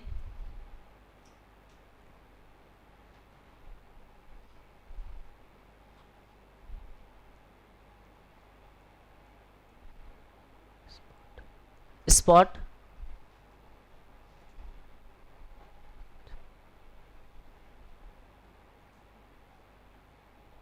स्पॉट मार्केट में ट्रेडिंग करना, तो आप इसको ऐसे समझ जाना, ठीक है जी। क्या होता है कैश सेगमेंट में, देखिए यहाँ पे सिर्फ सिक्योरिटीज़ का कॉन्ट्रैक्ट डिलीवरी बेस्ड ट्रेडिंग के लिए यहाँ जाना होता है। डिलीवरी बेस्ड ट्रेडिंग का मतलब क्या है, देखिए मैंने इन्फोसिस का शेयर बाई किया और मुझे इन्फोसिस का शेयर का डिलीवरी चाहिए, इन्फोसिस का शेयर मैंने बाई किया, मुझे इन्फोसिस का डिलीवरी चाहिए, कौन सी सेगमेंट में जाऊंगा बताइए, किस सेगमेंट में जाऊंगा, कैश सेगमेंट में ही जा सकते, क्योंकि ये जो है ना ये तीनों डेरिवेटिव है, ये तीनों सेगमेंट जो है ये डेरिवेटिव है, जो हम डेरिवेटिव पढ़ते हैं ना। तो वैसे इस सब का ट्रेडिंग तो हम बाद में देखेंगे, थोड़ा बहुत मैं अभी बताऊंगा, अभी फिलहाल जो आपको मैं सिर्फ इस पे बहस करूंगा, ठीक है जी। क्योंकि ये सारे तो हमारे सिलेबस में क्या पार्ट बन जाता है, डेरिवेटिव ऑप्शन, तो ये सब तो हम लोग 13 14 क्लास लगा के पढ़ते हैं। कॉन्ट्रैक्ट, शर्त, बस डेरिवेटिव को कॉन्ट्रैक्ट समझिए, कोई एक कॉन्ट्रैक्ट है जो दो मिलके करते हैं, उस कॉन्ट्रैक्ट को ही हम कौन सी बोलते हैं, क्या बोलते हैं उसको, डेरिवेटिव, ठीक है जी। वो कॉन्ट्रैक्ट नॉर्मली फ्यूचर के लिए होता है, ठीक है जी। तो future contract is also known as derivative. आइएगा यहाँ पे कैश सेगमेंट में जो ट्रेडिंग होते हैं,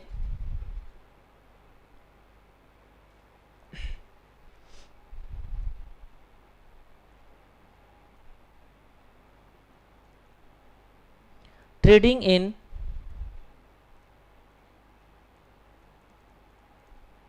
securities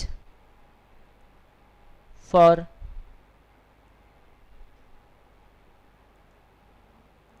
delivery, trading in securities for delivery, जैसे कि बॉन्ड ट्रेड करोगे ना, बॉन्ड का भी डिलीवरी चाहिए तो कैश सेगमेंट से ही होगा, ठीक है जी। Trading in securities for delivery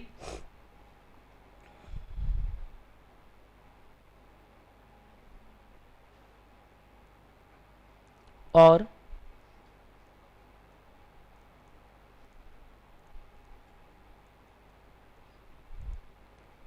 without delivery in intraday. ये कुछ समझ आया छोटा सा? अभी बताता हूँ क्या कहना चाह रहा हूँ मैं।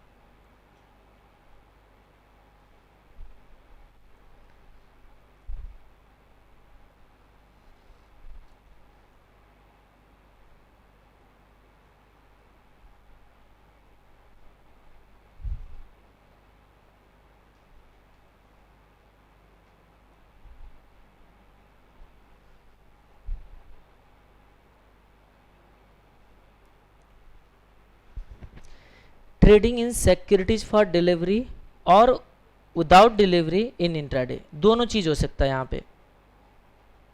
और डेरिवेटिव में कभी भी डिलीवरी होता नहीं। बाकी तीन जो है ना कमोडिटी में, वैसे कुछ सिलेक्टेड कमोडिटीज है जिसका डिलीवरी हो सकता है, अदरवाइज ये बाकी जो तीन सेगमेंट है इसमें डिलीवरी कभी भी नहीं होता। नॉर्मली मान के चलना, सिर्फ कैश सेगमेंट ही ऐसा सेगमेंट है जहां पर डिलीवरी होता है।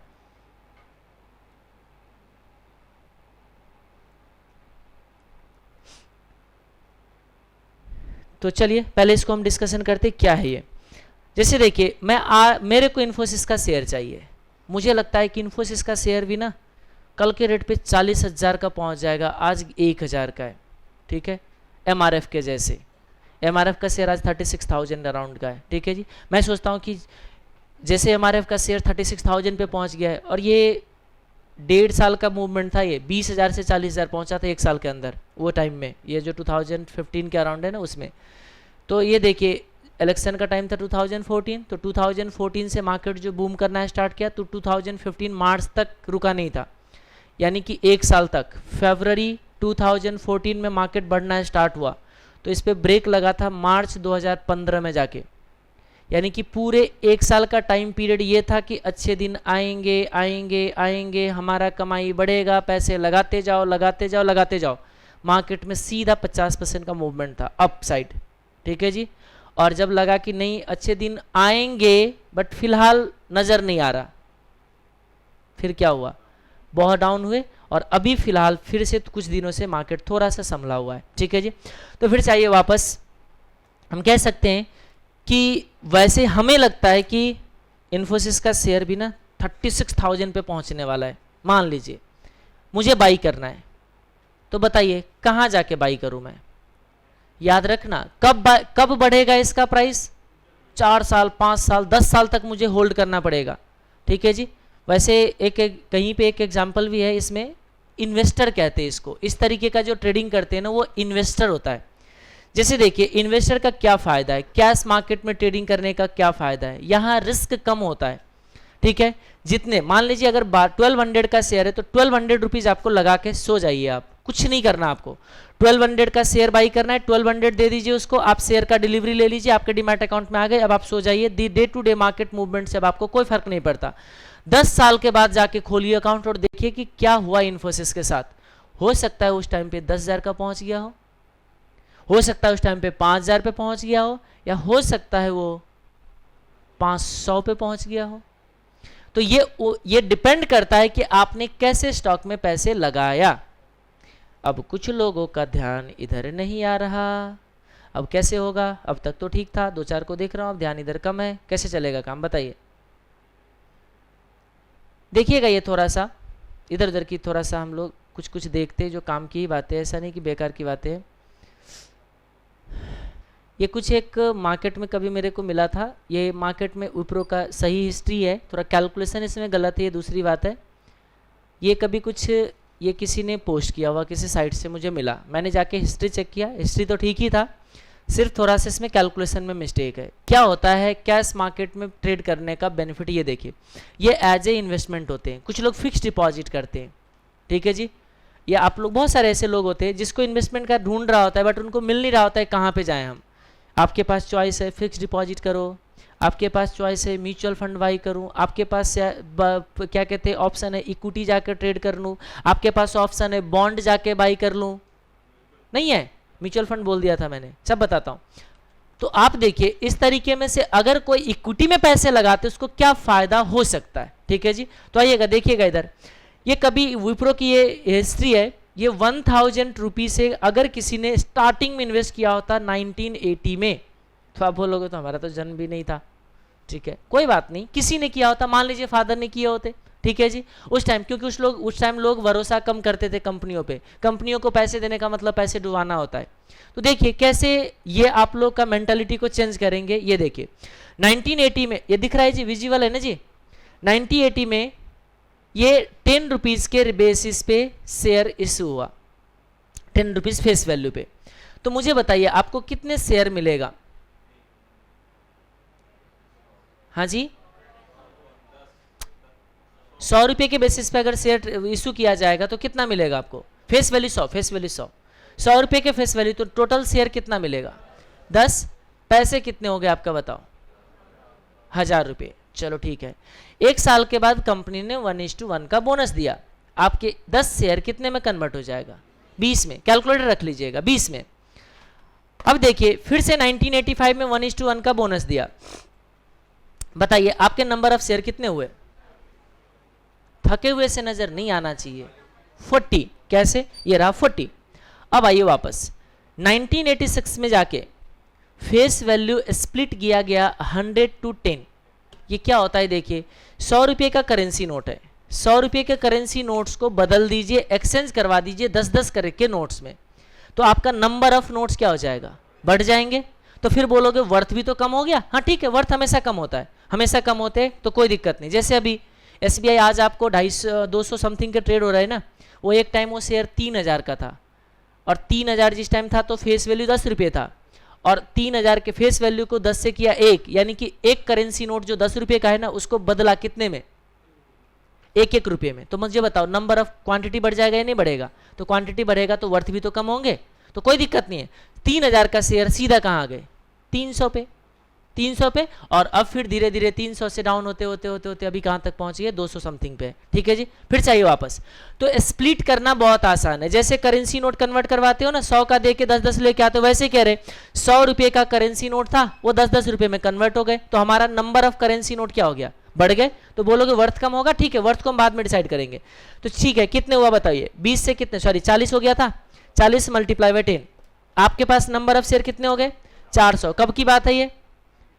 1986 पे, ठीक है। 1987 में फिर 1:1 का बोनस दिया, फिर 1989 में फिर 1:1, और फिर 92, फिर 3 साल के बाद फिर 1:1, फिर 95 में फिर 1:1, कितने पहुंच गया आपका शेयर? 6400 पे, बहुत बढ़िया।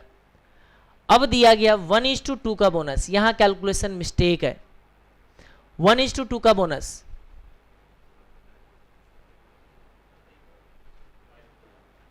बोलिए। 1:2 का मतलब कुछ लोग समझते हैं 1 के बदले 2, गलत, 2 के बदले 1, इसको ऐसे समझिए आप। 1:2 का मतलब 1/2 होते हैं, 1/2 यानी कि आधा शेयर बोनस में दिए जाएंगे। तो आपके पहले कितने थे बताइए? 6400। ये जिसने कैलकुलेशन किया है ना उसका कैलकुलेशन मिस्टेक है, ठीक है। तो ये देखिए 6400, जैसे भी कभी भी 1:2 में आप लोग कोई प्रॉब्लम होता है, पिछले बैच में तो बहस भी कर लिया क्वेश्चन ने, ठीक है। नहीं सर 1:2 का मतलब ये 1 के बदले 2 होता है। मैंने बोला देखो 1 के 2, 2 के 1, उसमें मत फंसो। 1:2 लिख रहे हो ना, इस 2 को डिवाइडेड में कर दो, 1/2। 1/2 का मतलब कितना बोनस? हाफ, यानी कि पहले से 1 है तो आपको हाफ मिलेंगे। सर हमने तो पढ़ा था नहीं 2, 1 के बदले 2, मैंने बोला ऐसे नहीं होता है। तो कोई ज़रूरी थोड़ा नहीं कि आपने जो पढ़ा वो क्या होगा, सही होंगे।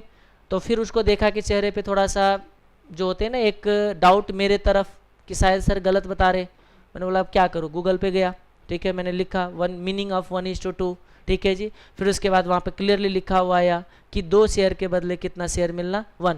तो फिर थोड़ा सा देखा, फिर उसके चेहरे से लगा कि नहीं, अब उन्होंने मेरे पे भरोसा कर लिया, ठीक है जी। तो ये सब छोटी सी बात है, ठीक है। तो अगर मान लीजिए कुछ डाउट है तो ऐसा नहीं कि आपने गलत पढ़ के आए होंगे, हो सकता है आपने गलत चीज़ों को दिमाग में सेट कर लिया, हार्ड डिस्क पे क्या सेव हो गया आपका, गलत चीज़, तो आपको हर बार लगता है क्या है कि वही हमारा सही है, ठीक है जी। वापस आ जाइए, तो यहाँ पे जो आपको मिलेंगे ना 6400, ठीक है जी, मल्टीप्लाई बाय 1.5, ये सिर्फ 9600 मिलेगा। यहीं से कैलकुलेशन गलत हो चुका है, ठीक है जी। 9600 होगा, फिर फेस वैल्यू को 10 से 2 पे किया गया, अब 2 गुना, अब अपना कैलकुलेशन सही करते चाहिए, मल्टीप्लाई बाय 2, 19200 हो गए यहाँ पे आके, ठीक है जी। फिर 1:2 का बोनस दिया, फिर मल्टीप्लाई बाय 1.5, ये हो गया 28000 समथिंग, ये ज़्यादा जीरो हो गया है, ठीक है जी, 28800। फिर 1:1 का दिया तो अब 2 गुना हो जाएगा, मल्टीप्लाई बाय 2। फिर ये 3:2 का मतलब होता है 3/2, 3/2, तो मल्टीप्लाई बाय 3 डिवाइडेड बाय 2, और लो प्लस तो पहले वाला किया ही नहीं। कहाँ तक पहुँचे थे पहले हम लोग, चलो कोई बात नहीं, अभी आता हूँ। ये 86,400 था,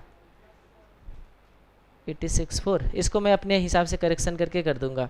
तो 86,400 मल्टीप्लाई बाई 2 डिवाइडेड बाई 3, ये 57,600 था, प्लस 86,400, कितना आ रहा है आप लोगों का, 1,44,000 आ रहा होगा, 144 आया ना, हाँ जी। यहाँ तक आपका शेयर कितने हो गए, 144, 1,44,000, 2010 की बात है। वैसे इससे आगे इसने एक बार आई थिंक दिया है 2010 के बाद, एक बार फिर से बोनस दिया है उसने, ठीक है जी। और अभी इसका प्राइस जो चल रहा है 500 समथिंग का, ठीक है। तो अब आप देख लीजिए, ये रहा इन्फोसिस, सॉरी विप्रो, ये इक्विटी है ना, ये रहा, देखिए अभी इतने पे ही कर लो आप, उसी मान ली उसके बीच में एक बार दिया हुआ है बट वो एग्जैक्ट डेट नहीं पता है, फिर भी आप इसी पे कैलकुलेशन कर लीजिए। देखिए आज इसका शेयर प्राइस कितना है, 561, 1,44,000 शेयर मल्टीप्लाई बाई 561, देखिए कितने हो गए आपके पैसे, 8 करोड़, 8 करोड़ आ रहा है, 8 करोड़ के आसपास बन गए ना, 8 करोड़ के आसपास। अगर मान लीजिए आज से 30 कितने साल हो गए, 80 20 10 30 35 साल के आसपास, 1980 और 2016 36 के आसपास हुआ ना, 30-35 साल में देखो कितने % का रिटर्न है, 1000 लगाया हुआ पैसे 8 करोड़ से ऊपर है, 8 करोड़ से ऊपर का इनका इन्वेस्टमेंट हो जाएंगे। ऐसे लोग, कुछ लोग चेहरे बना रहे हैं, ऐसे बहुत सारे स्टॉक है, ऐसे बहुत सारे स्टॉक है जो आपको मैं बताता, अभी तो ऐसा एक एग्जाम्पल दे सकता हूँ जो 1.5 महीने के अंदर 300% का रिटर्न दिया है, टाटा मेटालिक। टाटा मेटालिक ऐसे स्टॉक है जो हर दिन अपर सर्किट, हर दिन अपर सर्किट, जब भी जाता हूँ ट्रेडिंग करने के लिए लो, आज तो अपर सर्किट पे, पिछले 1.5 महीने से जब से रिजल्ट आया है, ठीक है जी। होता क्या है, रिजल्ट अच्छा दे देते हैं और जब लोगों को लगता है कि इसका जो फ्यूचर एस्पेक्ट से बहुत बढ़िया है तो लोग क्या हो जाते हैं, फिर उसमें ट्रेडिंग करने लग जाते। तो याद रखिए ऐसे बहुत सारे स्टॉक है, आपको सिर्फ ढूंढना पड़ेगा। ऐसे नहीं कि राकेश झुनझुनवाला ने आज जाके स्पाइस जेट का शेयर खरीदा तो हम भी जाके खरीद लेंगे, अच्छा स्पाइस जेट ने किसी दिन किंग फिशर का शेयर खरीदा तो हम भी जाके खरीद लेंगे। पहले किंग फिशर का बैलेंस शीट तो देखो, वो लोग ट्रेडर है, एंट्री और एग्जिट टाइम डिसाइड कर सकते हैं। जैसे बहुत बार मेरे को कहते सर आप भी ट्रेडिंग कॉल दे दिया करो ना, मैं कहता हूं ऐसे धोखे में जिलाने वाले काम में नहीं करता, क्योंकि मैं ट्रेडिंग कॉल तो दे दूं आपको, बट वो एग्जिट टाइम और अगर एंट्री और एग्जिट टाइम गलत हो गया, आपका 1 सेकंड भी अगर डिफरेंस हो गया तो वो हो सकता है आपका 100% का प्रॉफिट हो सकता है 100% का नुकसान में कन्वर्ट हो जाता है। मैं इक्विटी की बात नहीं कर रहा, ये फिलहाल ये जो भी मैंने बोला है ना, ये डेरिवेटिव सेक्शन की बात कर रहा हूँ, ठीक है जी। क्योंकि आप लोग भी थोड़ा सा इंटरेस्टेड जो होते हैं ना डेरिवेटिव में, क्योंकि डेरिवेटिव में होता क्या है, एक ही दिन में 200% का प्रॉफिट हो जाते हैं और एक ही दिन में 100% का नुकसान हो जाते हैं, तो वो उसमें मजा आता है। क्योंकि जो भी लोग गेम खेलने जा रहे हैं तो उसमें तो ज़्यादा कमाई हो तो ज़्यादा मजा आता है ना जी। इक्विटी कहते हैं ये क्या ट्रेडिंग है, equity as a investment based है, ठीक है। बिना डर के कोई भी इंसान क्या कर सकते हैं, पैसे लगा सकते हैं। सिर्फ आपको करना क्या चाहिए, पहले एक बार बैलेंस शीट देखना चाहिए, ठीक है जी। क्या उसका पास्ट ट्रेंड देखिए और फ्यूचर को देखिए। जैसे मान लीजिए मेरे को किसी एक स्टूडेंट पे क्या कहते हैं बेट्स लगाने, मुझे एक शर्त लगाने हैं कि फ्यूचर में कैसा करेगा, ठीक है। तो मेरे को अगर बोली लगाना है, मेरे पास 10 चॉइस है, तो उस 10 चॉइस में से मैं क्या देखूंगा, किस पे बोली लगाऊंगा। बोली ये लग रहा है कि ये कल के डेट पे जितना कमाएगा उसका समथिंग % मेरे को मिलेंगे, मुझे आज का समथिंग फंडिंग करना है। नहीं समझे आप, मान लीजिए मेरे पास 10 स्टूडेंट का चॉइस है, ठीक है। उस 10 स्टूडेंट में मेरे को बोला जा रहा है कि किसी एक को आप फंडिंग कर दो अभी फिलहाल, और ये अभी फंडिंग कर दीजिए कल के डेट पे जितना वो कमाएगा उसका 10% हर कमाई में से आपका, और उस सामने 10 लोग स्टूडेंट क्या कहते हैं, अग्री भी कर रहा है। बताइए किसको मैं बेटिंग, किस पे मैं इन्वेस्टमेंट में करना पसंद करूं। अब आप यहां देखिएगा, अब यहां अपना दिमाग लगाएगा, यहां अपना दिमाग लगाएगा, उनके सेल्फ असेसमेंट करने जाएगा 10 का और तब पैसे लगाएगा, और बाकी चीजों में लोग क्या कर रहे हैं उसको देख के पैसे लगाएगा। वहां भी तो आप जाकर एनालिसिस कीजिए ना, तो वहां पे लोगों को क्या लगता है कि हम बैलेंस शीट नहीं समझ सकते। भाई आप चार्टर्ड बनने जा रहे हो, बैलेंस शीट नहीं समझ में आएगा आपको, ऐसे लगता है आपको, आप समझना चाहा ही नहीं कभी, बस हमें बस क्वेश्चन सॉल्व हो जाना चाहिए कि बैलेंस शीट मैच कैसे होता है। अरे इसको एनालिसिस करके तो देखिए होता क्या है। बताओ जी किसको मैं पैसे, किस में पैसे लगाऊंगा, कैसे, क्या चीज को चेक करूंगा, जल्दी बोलो। परफॉर्मेंस, कहां से लाऊं मैं परफॉर्मेंस? सबसे पहले तो पास्ट ट्रेंड देखूंगा, और सिर्फ पास्ट ट्रेंड से नहीं होता है, पास्ट ट्रेंड और फिर उसका करंट सिचुएशन भी देखूंगा। ऐसे भी स्टंट हो सकता है, स्टार्टिंग से अब तक आउटस्टैंडिंग रिजल्ट, और अभी जो है ना उसका संगत जो है 2-4 बुरे लोगों के साथ है। जब भी देखो ड्रग्स ले रहा होता है, जब भी देखो नशे में रहते हैं, जब भी देखो ड्रिंकिंग कर रहे होते हैं, बिल्कुल ही लती खराब है। क्या लगता है पैसे लगाना चाहिए? बोलो। सिर्फ पास्ट ट्रेंड से नहीं होगा, करंट क्या कर रहा है और फ्यूचर में क्या हो सकता है उसको एक्सपेक्ट करके पैसे लगाइए आप। समझ में आ रहा है आपको? तो बस यही कंपनी में भी तो होता है। आज आप पैसे देते हो कंपनी को, और हम कंपनी को एनालिसिस करते हैं कि तू अच्छा कर सकता है या बुरा कर सकता है। अगर किसी को लगता है कि आप अच्छा कर सकता है ये कंपनी, तो बस पैसे लगाइए। देखिए कंपनी अगर अच्छा करेंगे, आपके पैसे ऑटोमेटिकली क्या होंगे, बढ़ेंगे, क्योंकि उसी के पैसे तो आपको मिलने वाले हैं। चले आगे अब हम लोग इस चीज के, सारे चीज के लिए आप लोग एक मूवी देख सकते हो। हाँ अच्छा मूवी है, मैंने भी देखा हुआ है, आप लोग भी देख सकते हो। गफला, GAFLA, गफला मूवी है। मूवी उसमें ऐसा नहीं कि इंटरटेनिंग मिलेंगे आपको, सॉन्ग वॉन्ग मिलेंगे, नहीं मिलेंगे। 1 घंटे 1 आवर 40 मिनट्स का ये आपका मूवी है, 1 घंटे 40 मिनट का। और इसमें क्या करा गया है, यही सब बताने की कोशिश करते हैं कि हम पैसे कैसे लगाते हैं। वहाँ पे एक क्या कहते हैं, ये हर्षद मेहता का जो स्कैम है उसको भी उसमें एक्सप्लेन करने की कोशिश किया है। हर्षद मेहता कुछ नहीं करता था, बैंक के जो अनयूज्ड पैसे हैं उसको लाके और स्टॉक मार्केट में कुछ दिन के लिए प्ले करते थे, और फिर वो पैसे लाके बैंक में जाके रख दिया करते थे। ठीक है जी, यानी कि बैंक के पैसे को उसने यूज किया था, बैंक के साथ कुछ फ्रॉड नहीं किया था। तो सारे वहाँ पे बताने की कोशिश करते हैं, वहाँ पे ये भी चीज़ दिखाते हैं कि अच्छा हम कैसे पैसे उनका यूज करने की कोशिश करते हैं। फिर एक नया लड़का होता है, वो नए लड़के मार्केट को कहते हैं कि रुको कल मानसून बढ़ने वाला है, आने वाले टाइम पे इस बार मानसून अच्छा होगा, मानसून अच्छा होंगे, कंपनियों को फायदा होगा, कंपनियों को फायदा होंगे तो उस सेक्टर में पैसे लगाओ अभी से ही, जिसमें वो मानसून से फायदा होने वाला है उसमें पैसे लगा के। सब इन्वेस्टर को कहते हैं आप लगा के बैठे रहो, टेंशन मत लो। आप मार्केट क्रैश करते, कहते 2 दिन के क्रैश से कुछ नहीं करना आपको, कल के डेट पे जैसे बारिश होंगे, बारिश के टाइम आएंगे, सबको उसको फसल होंगे बढ़िया, सब बूम करेंगे। और अल्टीमेटली हुआ, वहाँ पे बहुत ज़्यादा लोगों को फायदा हो गया। फिर उसके जो एक कंपेटिटर होते हैं कहते नहीं मेरे पास इतने पैसे, मैं जानबूझ के सस्ते रेट पे शेयर बेचूंगा। फिर शेयर को क्या करते हैं, सस्ते रेट पे लाके उसको मार्केट से निकालने की कोशिश करते हैं। ये सारा चीज़ उसमें क्या कर रहा है, दिखाता है कि मार्केट में प्ले कैसे करते लोग, प्लेयर कैसे मार्केट में प्राइस कैसे मैनिपुलेट करने की कोशिश करते हैं। बट फिर भी आप अगर कंपनी के फ्यूचर एस्पेक्ट्स को देख के पैसे लगाओगे तो आपके लिए फायदेमंद रहेगा। बढ़े आगे, चलिए ये सारा चीज़ है, देख लीजिएगा। मूवी डाउनलोड हो जाएगा, मिल जाते टोरेंट वगैरह पे, ना मिले तो आप मेरे से ले लेना, मेरे पास है। ठीक है जी। हाँ अब आइए वापस, तो हम अभी कहाँ थे जी, डिलीवरी बेस्ड ट्रेडिंग पे। मैं ये कहना चाह रहा था कि डिलीवरी बेस्ड ट्रेडिंग का क्या फायदा है, क्योंकि ऐसा कोई भी डेरिवेटिव इंस्ट्रूमेंट नहीं, इधर याद रखना, इधर ऐसा कोई भी सेगमेंट नहीं है जिसमें आज ट्रेडिंग करके आप आज से 30 साल के बाद अपने पैसे को कैलकुलेशन करने वाले कोई सी सेगमेंट नहीं है। ये सेगमेंट 3 महीने के लिए अलाउ करेगा आपको। करेंसी के लिए जाओगे तो मैक्सिमम 1 साल के लिए अलाउ करेगा, इसमें भी आपको 3 महीने का अलाउ, 3 महीने ही मैक्सिमम ही इसमें भी मिलते हैं। यानी कि ध्यान से देखिए, इसमें मैक्सिमम 1 साल के लिए ट्रेडिंग होता है, इसमें 3 महीने के लिए होता है, और इसमें देखिए आप लाइफ टाइम के लिए ट्रेडिंग होता है। आज शेयर का डिलीवरी ले लीजिए, सो जाइए, 30 साल के बाद जाके देखिए शायद वो करोड़ में तो कन्वर्ट नहीं हो गया, या हो सकता है वो, बोलो। अब ऐसे भी दिखा देता हूं, DLF में चले जाओ, 2007 में 1200 का शेयर था, आज 100 रुपए का चल रहा है। तो आपने गलत सेक्टर को चूज किया ना, आपका सेक्टर गलत हो गया। आप देखो पिछले कई दिनों से रियलिटी सेक्टर में क्या चल रहा है। आप देखिए लोग, बहुत सारे बिल्डर है, बिल्डिंग बना के फ्लैट बना के रखा हुआ है, सेल ही नहीं हो रहा है। बहुत सारे, किसी से भी पूछिए, कहते पिछले 5 साल में ना प्रॉपर्टी का प्राइस ही नहीं बढ़ा है, नहीं बढ़ा। क्यों नहीं? सैचुरेशन का सिचुएशन आ रहा है, इतना ज़्यादा बिल्डिंग वगैरह बन गए और वहाँ पे बायर दूर दूर एरिया में जाना नहीं चाहता, तो उन लोगों को क्या हो गए? नुकसान। अदरवाइज जाके देखिए बिल्डिंग डीएलएफ का बनाया हुआ बिल्डिंग वगैरह देखिए, गुड़गांव में डीएलएफ सिटी, डीएलएफ वहाँ पे जितने भी बिल्डिंग देखिए डीएलएफ, देखता है तो लगता है अरे कहाँ आ गए हम। अब तो उस टाइम पे प्राइस भी वैसे ही बढ़ा था, बूम क्या था, एकदम से प्राइस बढ़ के पहुंचा 1200 पे, और फिर उसका कमाई ज़्यादा हुआ नहीं, धीरे धीरे धीरे धीरे धीरे उसका प्रॉफिट कम होता गया, प्राइस क्या हो गए? 100 पे आ गए। चलिए, हाँ, तो ये रहा डिलीवरी बेस्ड ट्रेडिंग। तो देखिए, मुझे अगर इन्फोसिस का शेयर चाहिए डिलीवरी बेस्ड, तो मैं कौन सी मार्केट में जाऊंगा?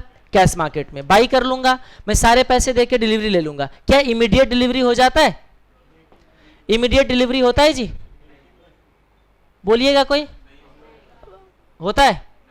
पता ही नहीं है ना, पता हो तो आपको बता दूं, आज मैं इन्फोसिस का शेयर बाई करूंगा तो स्टॉक एक्सचेंज मुझे आज शेयर नहीं देगा, रूल बना रखा है, रूल का मैं बेनिफिट बताऊंगा। तो कब देगा फिर ये?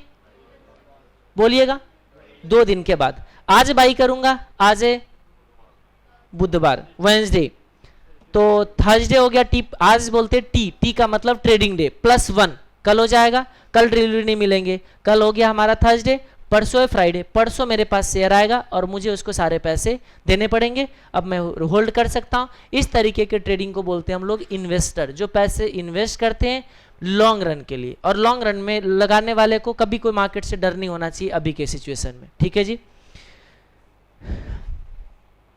इधर आ जाइए अब। हाँ, ये इंट्राडे फिर क्या होता है, तो मैंने लिखा ना भी, और विदाउट डिलीवरी इन इंट्राडे। जैसे सोचिए मैंने बाई किया इन्फोसिस का शेयर, मुझे लग रहा था ये कुछ अच्छा करेगा, मैंने अभी मार्केट ओपन हुआ 9:30 में मैंने बाई कर लिया, और अब मैंने सोचा कि कोई बात नहीं, T+2 पर डिलीवरी लेंगे और 20 साल के बाद इसका स्टेटस चेक करेंगे, शायद करोड़ रुपया पहुंच जाए, इस उम्मीद से ऊपरों के जैसे। अब मैंने ट्रेडिंग कर लिया, घर चले गए।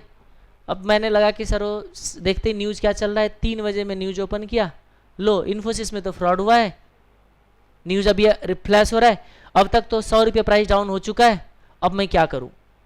अभी तो 100 हुआ है, हो सकता है 5 दिन बाद इसका प्राइस 500 रुपये से डाउन हो चुका हो, या हो सकता है और कुछ, क्या करूंगा बताइए अब? अरे कुछ रेमेडी दो ना, ऐसे चुपचाप रहने से थोड़ा ना होता है, क्या करूं बताओ? मेरे को इंतजार करना चाहिए, या मेरा डिसीजन गलत था तो मेरे को क्विट कर जाना चाहिए? वेट करूं?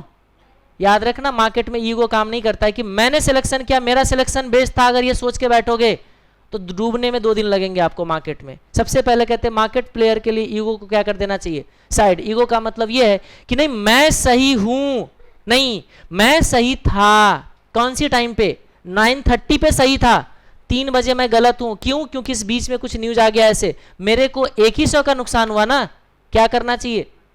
निकल जाना चाहिए। नहीं तो ईगो प्रॉब्लम से जो भी ट्रेडिंग करते, नहीं मैंने जो सेलेक्ट किया वो सही था, तो फिर आप हो सकता है 2 दिन भी मार्केट में नहीं रुक पाओगे। ठीक है, समझ में आया आपको? अब मुझे क्या करना चाहिए बताओ? क्विट करना चाहिए। अब मैं अगर क्विट कर लेता हूं, ठीक है, या ऐसा भी हो सकता है कि नहीं अभी अभी प्राइस बढ़ गया, मेरे को फायदा हो रहा है, अब मैं ज्यादा नहीं आगे बढ़ना चाहता, तो ऐसे केस में आप एक काम कीजिए, पहले इन्फोसिस का शेयर बाई किया था, थोड़ा देर के बाद इन्फोसिस का शेयर सेल कर दो, इन्फोसिस का शेयर सेल कर दो 3 बजे, जो फायदा नुकसान हुआ 1 दिन का है, नेट ऑफ हो गया, अब आपको कुछ नहीं करना। याद रखिए, ना तो आपके पास शेयर आएगा, ना कि आपके जेब से शेयर जाएगा।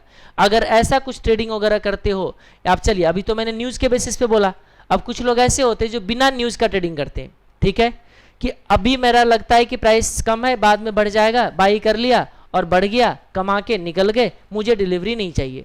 तो इस तरीके के ट्रेडिंग क्या कहते हैं हम लोग जी? इंट्राडे। डिलीवरी क्यों नहीं होगा बताइएगा थोड़ा सा जल्दी से? क्योंकि अभी आपने बाई किया तो आपको शेयर मिलेगा। कब मिलेगा जी? आप जो बाई किए हो ना, मान लीजिए मिस्टर ए है, तो बाई किए हो तो शेयर मिलेगा, और अब आप देखिए थोड़ा देर बाद जाके आपने सेल कर दिया, फिर ये कौन सी दिन की बात कर रहा हूं मैं? T+2 का बात कर रहा हूं, जिसको रोलिंग सेटलमेंट भी कहते हैं। तो T+2 यहाँ पे शेयर आपका क्या होगा? जाएगा।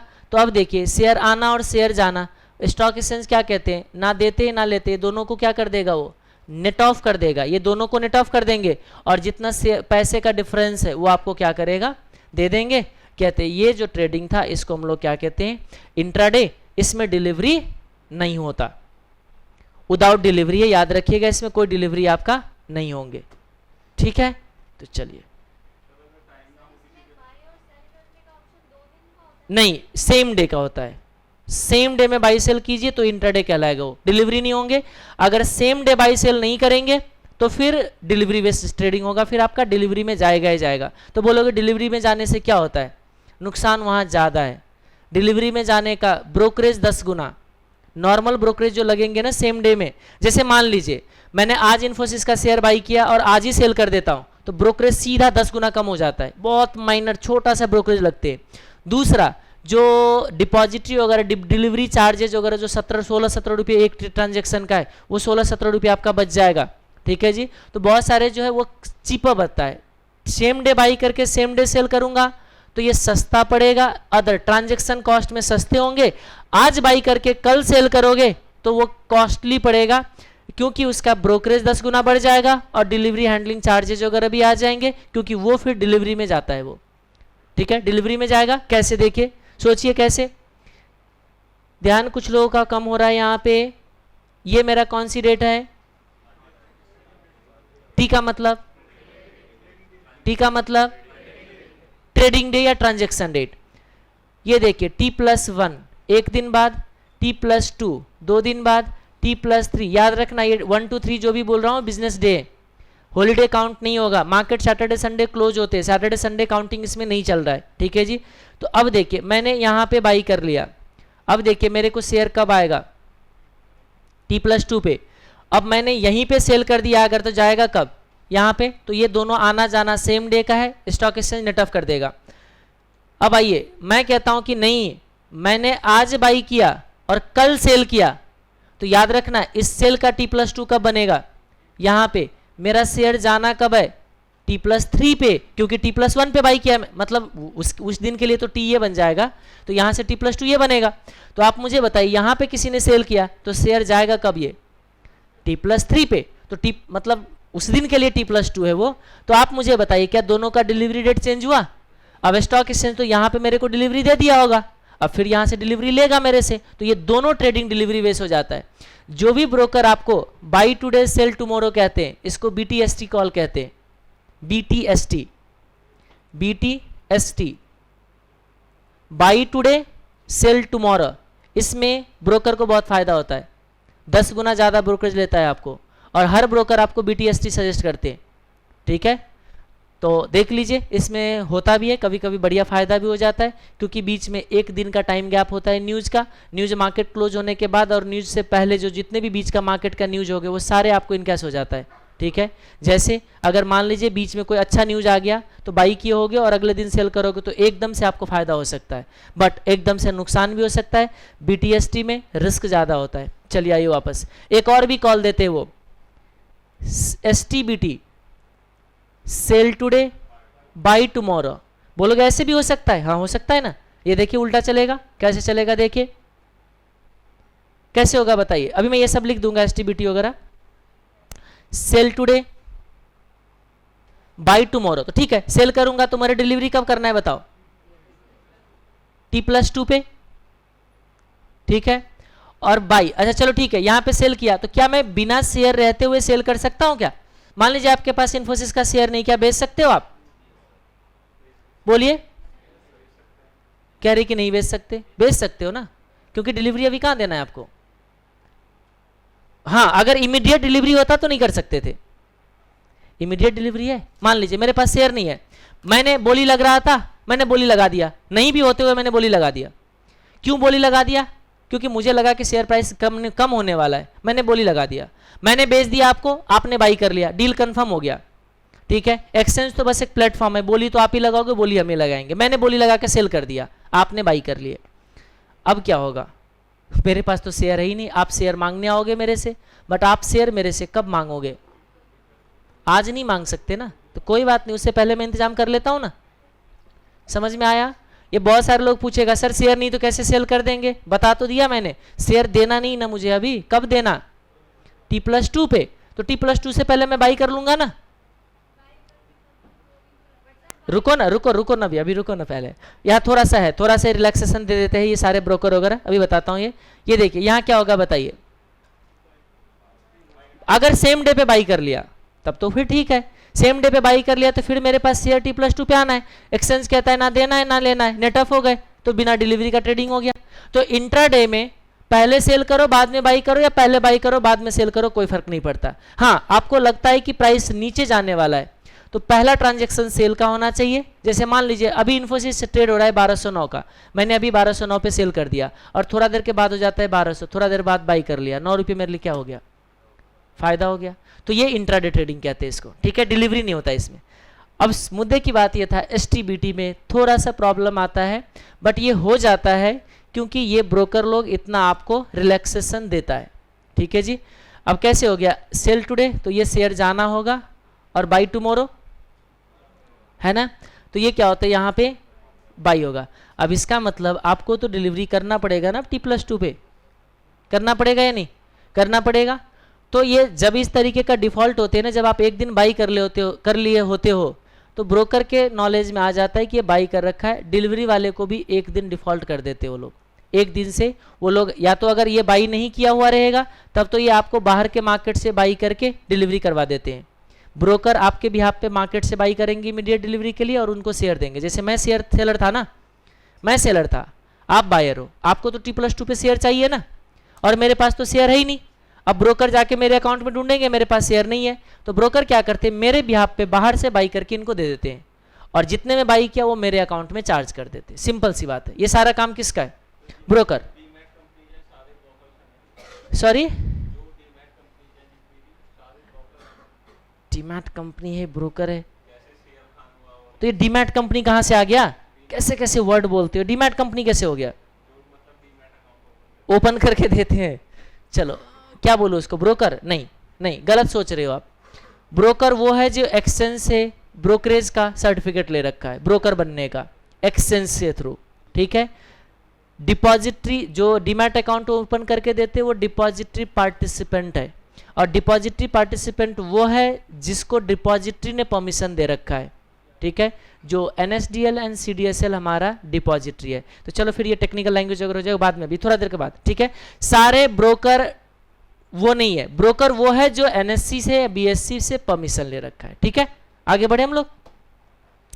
हाँ जी, तो इसमें क्या होता है, सेल टुडे बाई टुमारो, तो जब ये बीच में, जब इसमें अगर बीच में जब नहीं होते ना तो वो एक दिन का जो टाइम पीरियड है वो एक दिन का टाइम पीरियड ब्रोकर अपने एंड पे हैंडल कर लेता है, ठीक है, हैंडल कर लेते हैं इसको भी एक दिन। अब जब ये इसका कॉल जाएगा ना कि शेयर नहीं मिला, हाँ मिल रहा है थोड़ा सा टाइम लग रहा है, इस तरीके से करके टाल मटर करके एक दिन को उसको टाल देते, एक दिन बाद। ऐसे आप लोग को भी साथ हो सकते हैं, आज मेरे को शेयर आना था, आज शेयर नहीं आएगा, तो फिर आप कंप्लेन करोगे, कहते कोई बात नहीं, थोड़ा सा कुछ सेटलमेंट में कुछ क्लियरिंग में प्रॉब्लम हो गए, आपको कल मिल जाएंगे। तो ऐसे होते हैं, तो लोग पहले से माइंड मेकअप करके रहते हैं कि एक दिन का इधर उधर हो सकते हैं, नहीं फिर भी आपको अगर बहुत ज़्यादा जल्दी होते हैं तो ये सारे जो है जिम्मेदारी किसका होता है, ये फिर ब्रोकर का होता है, ठीक है जी। ये ब्रोकर का, क्योंकि अगर इस तरीके का अलाउ नहीं करेगा वो तो फिर उसको ब्रोकरेज, जैसे सेल टुडे बाई टुमारो वाले कॉल जो होते हैं ना उसमें उन लोगों को फायदा होता है, किस चीज़ का, ब्रोकरेज 10 गुना मिलता है, ठीक है, तो इसीलिए वो लोग ऐसा अलाउ करते हैं। तो आगे बढ़े हम लोग, बस एक दिन का टाइम मिलेगा, उससे ज़्यादा का नहीं। उससे ज़्यादा अगर मान लीजिए 2 दिन के बाद करोगे तो वो डिलीवरी 100% होगा आपका, और डिलीवरी वाले चार्जेस तो जाना ही जाना है, उसके बाद जो भी आपका डिफरेंसेज होंगे वो भी सेटलमेंट करने पड़ेंगे।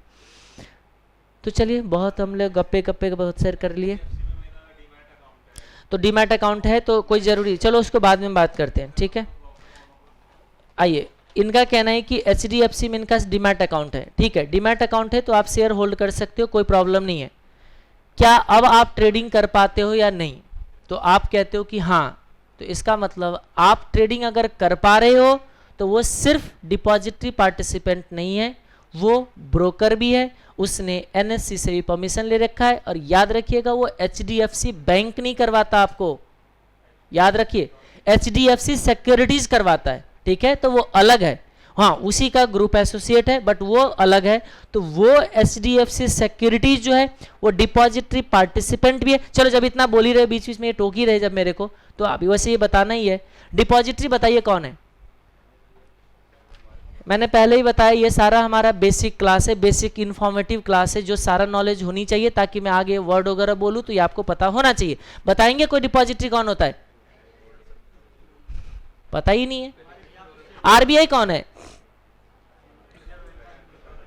सेंट्रल बैंक है। क्या रोल क्या है उनका, ये कंट्री का पॉलिसी डिसाइड करते हैं और कहीं ना कहीं जितने भी कमर्शियल बैंक वगैरह जो आपसे डील करते हैं उनके लिए भी पॉलिसी यही बनाते हैं, कह सकते हैं हम लोग। तो जैसे किसी को बैंक अकाउंट ओपन करना है तो वो कहाँ जाएगा बताओ? आप जाते हो बैंक में, आरबीआई के पास नहीं जाते। आरबीआई जो है वो भी एक बैंक है, बट आप आरबीआई जो है वो सर्विसेज देते, वो कस्टमर को सर्विसेज नहीं देता, वो बैंक एंड गवर्नमेंट को सर्विसेज देते हैं। तो इनको सर्विसेज देते हैं, बैंक को सर्विसेज देते हैं आरबीआई, और ये बैंक किसको सर्विसेज देता है बताइए? कस्टमर को। तो आप कस्टमर जो है एक बैंक अकाउंट ओपन करवाते हो, और बैंक अकाउंट में क्या करते हो बताइए? कैश रखते हो, आप रुपी होल्ड करते हो, रुपी किसी को देते हो, रुपी लाते हो, बहुत सारे रुपी का ट्रांजेक्शन करते हो। वैसे ही एक डिपॉजिटरी है, डिपॉजिटरी जो कंपनी के डेटाबेस मेंटेन करता है, कंपनी का डेटाबेस मेंटेन करता है। इसका मतलब आज अगर आप रिलायंस का शेयर खरीद रहे हो तो इसका जो रिकॉर्ड किसने मेंटेन किया है?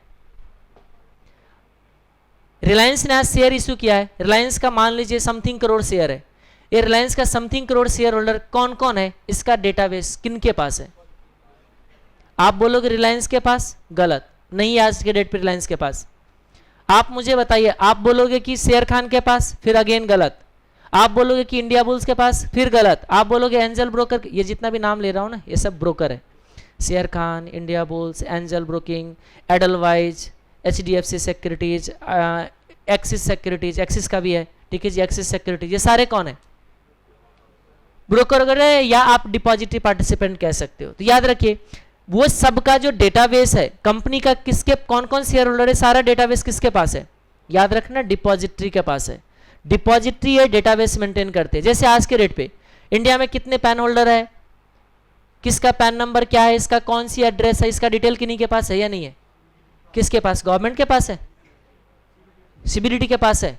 डेटाबेस मेंटेन किया हुआ है एनएसडीएल ने, वो सारे वहां से डेटा उठाता है। आप देखते हो जब भी जाते हो पैन कार्ड का फॉर्म फिल करने, ऊपर में क्या लिखा होता है? एनएसडीएल लिखा होता है। वो कौन है? डिपॉजिटरी है। पैन कार्ड का सारा डेटाबेस जो मेंटेन करने वाले जो पर्सन है वो कौन है? डिपॉजिटरी। वो भी एक कंपनी है, बट इसका एक ही काम है, सबका डेटाबेस को मेंटेन करना, ठीक है जी। डीमैटेरियलाइज शेयर का डेटा मेंटेन करना। आप लोगों ने बहुत बार डिपॉजिटरी वर्ड पढ़ा होगा, बट शायद याद नहीं रखा होगा, ठीक है। याद रखना, अब ये शेयर का सारा डिटेल तो रखते हैं, बट अब डीमैट अकाउंट, अब शेयर का अकाउंट लोगों को खोल के देना है। अब किसके पास राइट से? तो कहते नहीं, डीपी कहते हैं इसको, डिपॉजिटरी पार्टिसिपेंट। जिसने इनसे परमिशन ले लिया सारे कौन हो गए? Depository participants. अब ये डिपॉजिटरी पार्टिसिपेंट्स किससे डील करता है? कस्टमर से। और ये क्या सर्विसेज देते हैं?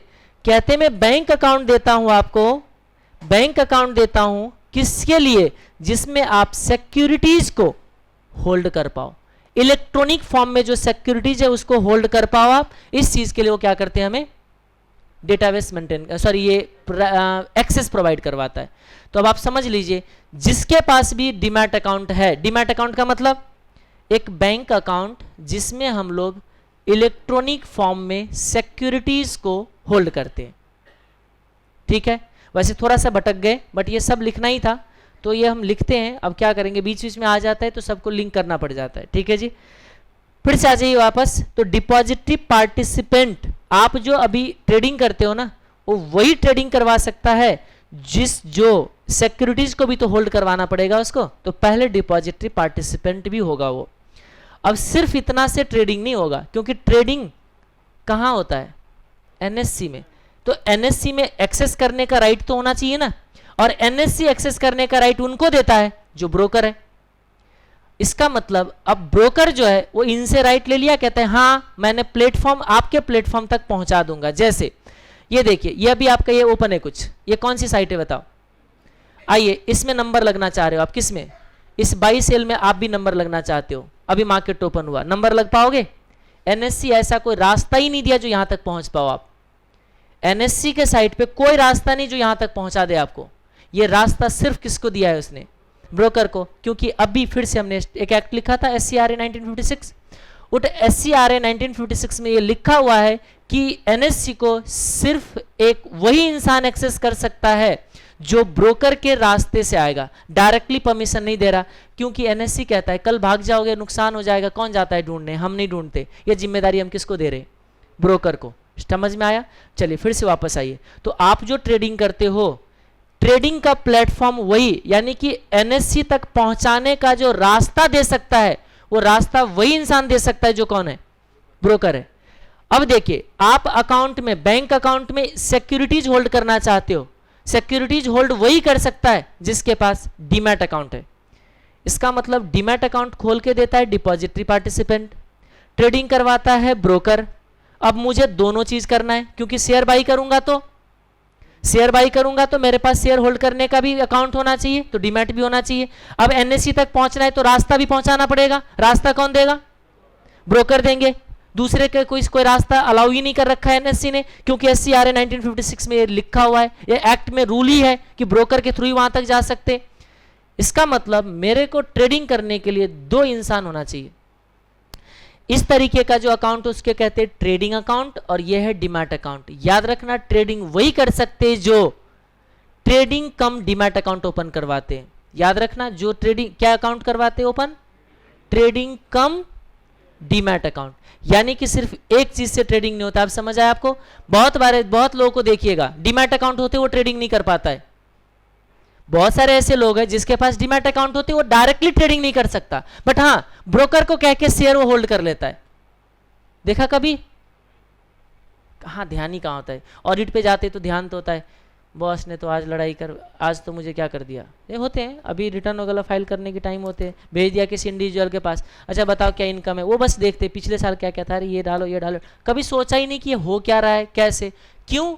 क्योंकि हमारा इंटरेस्ट वहाँ काम है। हमारा इंटरेस्ट तो इस पे कि बॉस हमें परेशान करता है, हमें पढ़ने का टाइम नहीं मिल रहा है, हमारा एग्जामिनेशन आ चुका है, हम कैसे करेंगे, सोच सोच के वो ना उधर काम बढ़िया से करते हैं, ना सोच सोच के इधर पढ़ाई चलते हैं, और दोनों के बीच के कंफ्यूजन में दिन भर निकलते रहते, टाइम पास होते रहते, बस आगे कुछ कर ही नहीं पाते। अरे पढ़ाई के टाइम पे पढ़ाई कीजिए, काम के टाइम पे काम कीजिए, जहाँ पे जो चीज़ है उस पर फोकस कीजिए, ऑटोमेटिकली सब काम होंगे। बढ़े आगे हम लोग जी। तो याद रखिएगा, क्योंकि ट्रेडिंग का अकाउंट से ट्रेडिंग होते हैं, डीमैट अकाउंट से शेयर होते हैं, दोनों को अगर आप कंबाइंड करोगे तब खुद ही ट्रेडिंग करके खुद शेयर होल्ड कर सकते हो। कोई कहता है मैं डीमैट अकाउंट ओपन करवाना चाहता हूं क्योंकि मुझे ट्रेडिंग करना है। याद रखना, आप गलत नहीं बोल रहे हो, अधूरा बोल रहे हो। सिर्फ डीमैट से ट्रेडिंग नहीं होगा। समझ में आया? आप क्या बोलोगे? ट्रेडिंग कम डीमैट अकाउंट ओपन करवाना है। अब कुछ लोग बोलेंगे, तो कुछ लोग तो कहते हैं डीमैट अकाउंट ओपन करवा लो। अरे कुछ लोगों को नहीं पता तो क्या करेगा वो, ठीक है। कुछ लोग तो सीधा कहते हैं डीमैट अकाउंट ओपन करवा लो, ट्रेडिंग हो जाएगा। जाइए अभी एचडीएफसी में बोलिएगा सिर्फ डीमैट अकाउंट ओपन करवाना है, वो ट्रेडिंग का एक्सेस नहीं देगा आपको, ठीक है। बट वो ये दूसरी चीज है कि इंप्लाइड होते हैं, जब भी कहते हैं डीमैट अकाउंट ओपन करके दो, तो वो नॉर्मली क्या कर लेते हैं, अगर उसके पास ब्रोकिंग का भी राइट है तो दोनों क्या कर देते हैं, एक साथ देते हैं आपको, ठीक है। फिर उसके लिए आपको यूजर नेम पासवर्ड भी दिया जाता है। अब इसको कहाँ लिख पाऊंगा मैं अभी, चलो कोई बात नहीं, ये मैंने डिलीट किया नहीं किया, हाँ ये कर दिया, ठीक है। तो चलिए इधर आइए, ये तो हमने ट्रेडिंग का थोड़ा बहुत प्रोसीजर बताया। इसका टाइमिंग क्या होता है, तो बताइएगा टाइमिंग क्या है ट्रेडिंग का, किस टाइम पे हम ट्रेडिंग कर सकते हैं।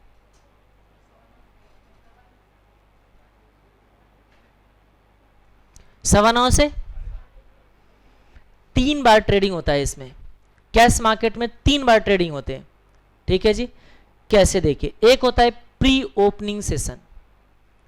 प्री ओपनिंग सेशन का मतलब जो होते हैं, जैसे देखिए थोड़ा सा टेक्निकल है ये, अब टेक्निकलिटी में जाऊं या सीधा सिंपली बताऊं। ये ट्रेडिंग टेक्निकल थोड़ा क्या है कि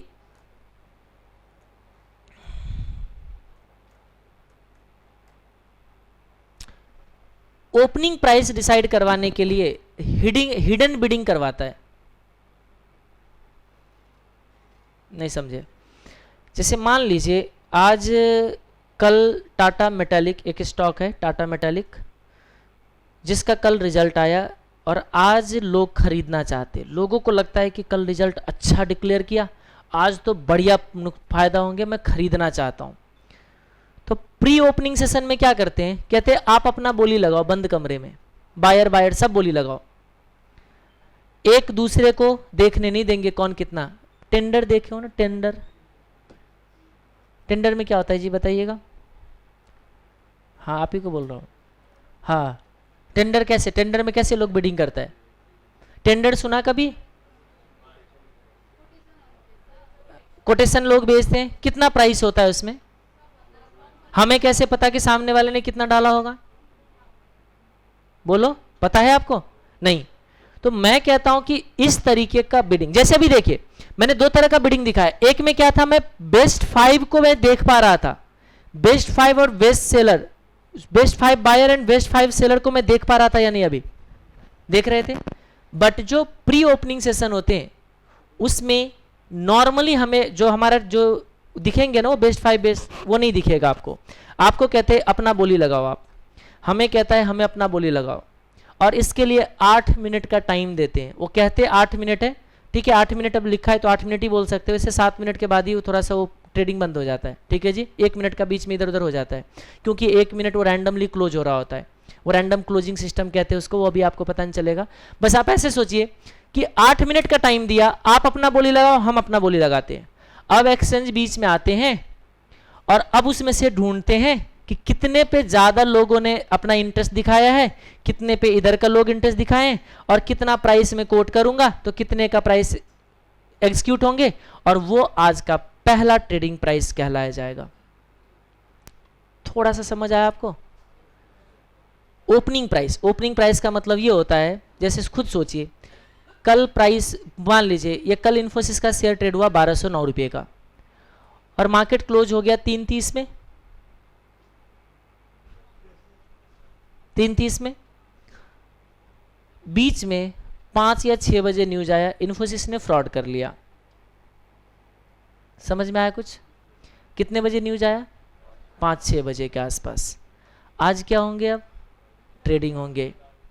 आप कितना में बेचना पसंद करते हो? बोलो।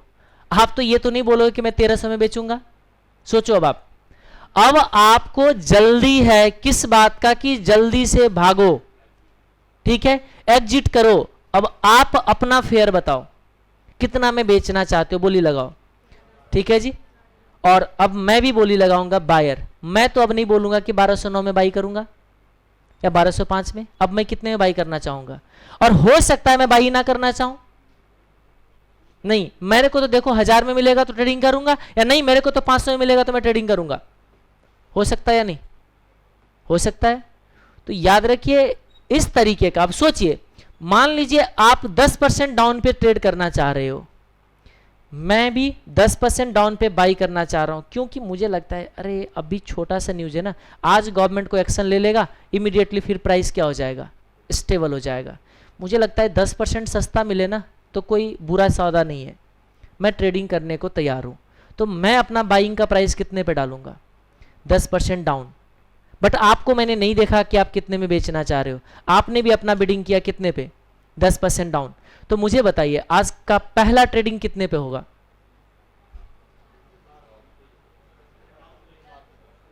डाउन पे। जब बेचने वाले भी तैयार है 10% डाउन पे, खरीदने वाले भी तैयार है 10% डाउन पे, तो ठीक है ना। एक्सचेंज कहता है हमारा क्या जाता है, बायर सेलर का बोली मैच हो गया, प्राइस आज का डिसाइड हो गया, पिछले दिन के रेस्पेक्ट में आज 10% डाउन।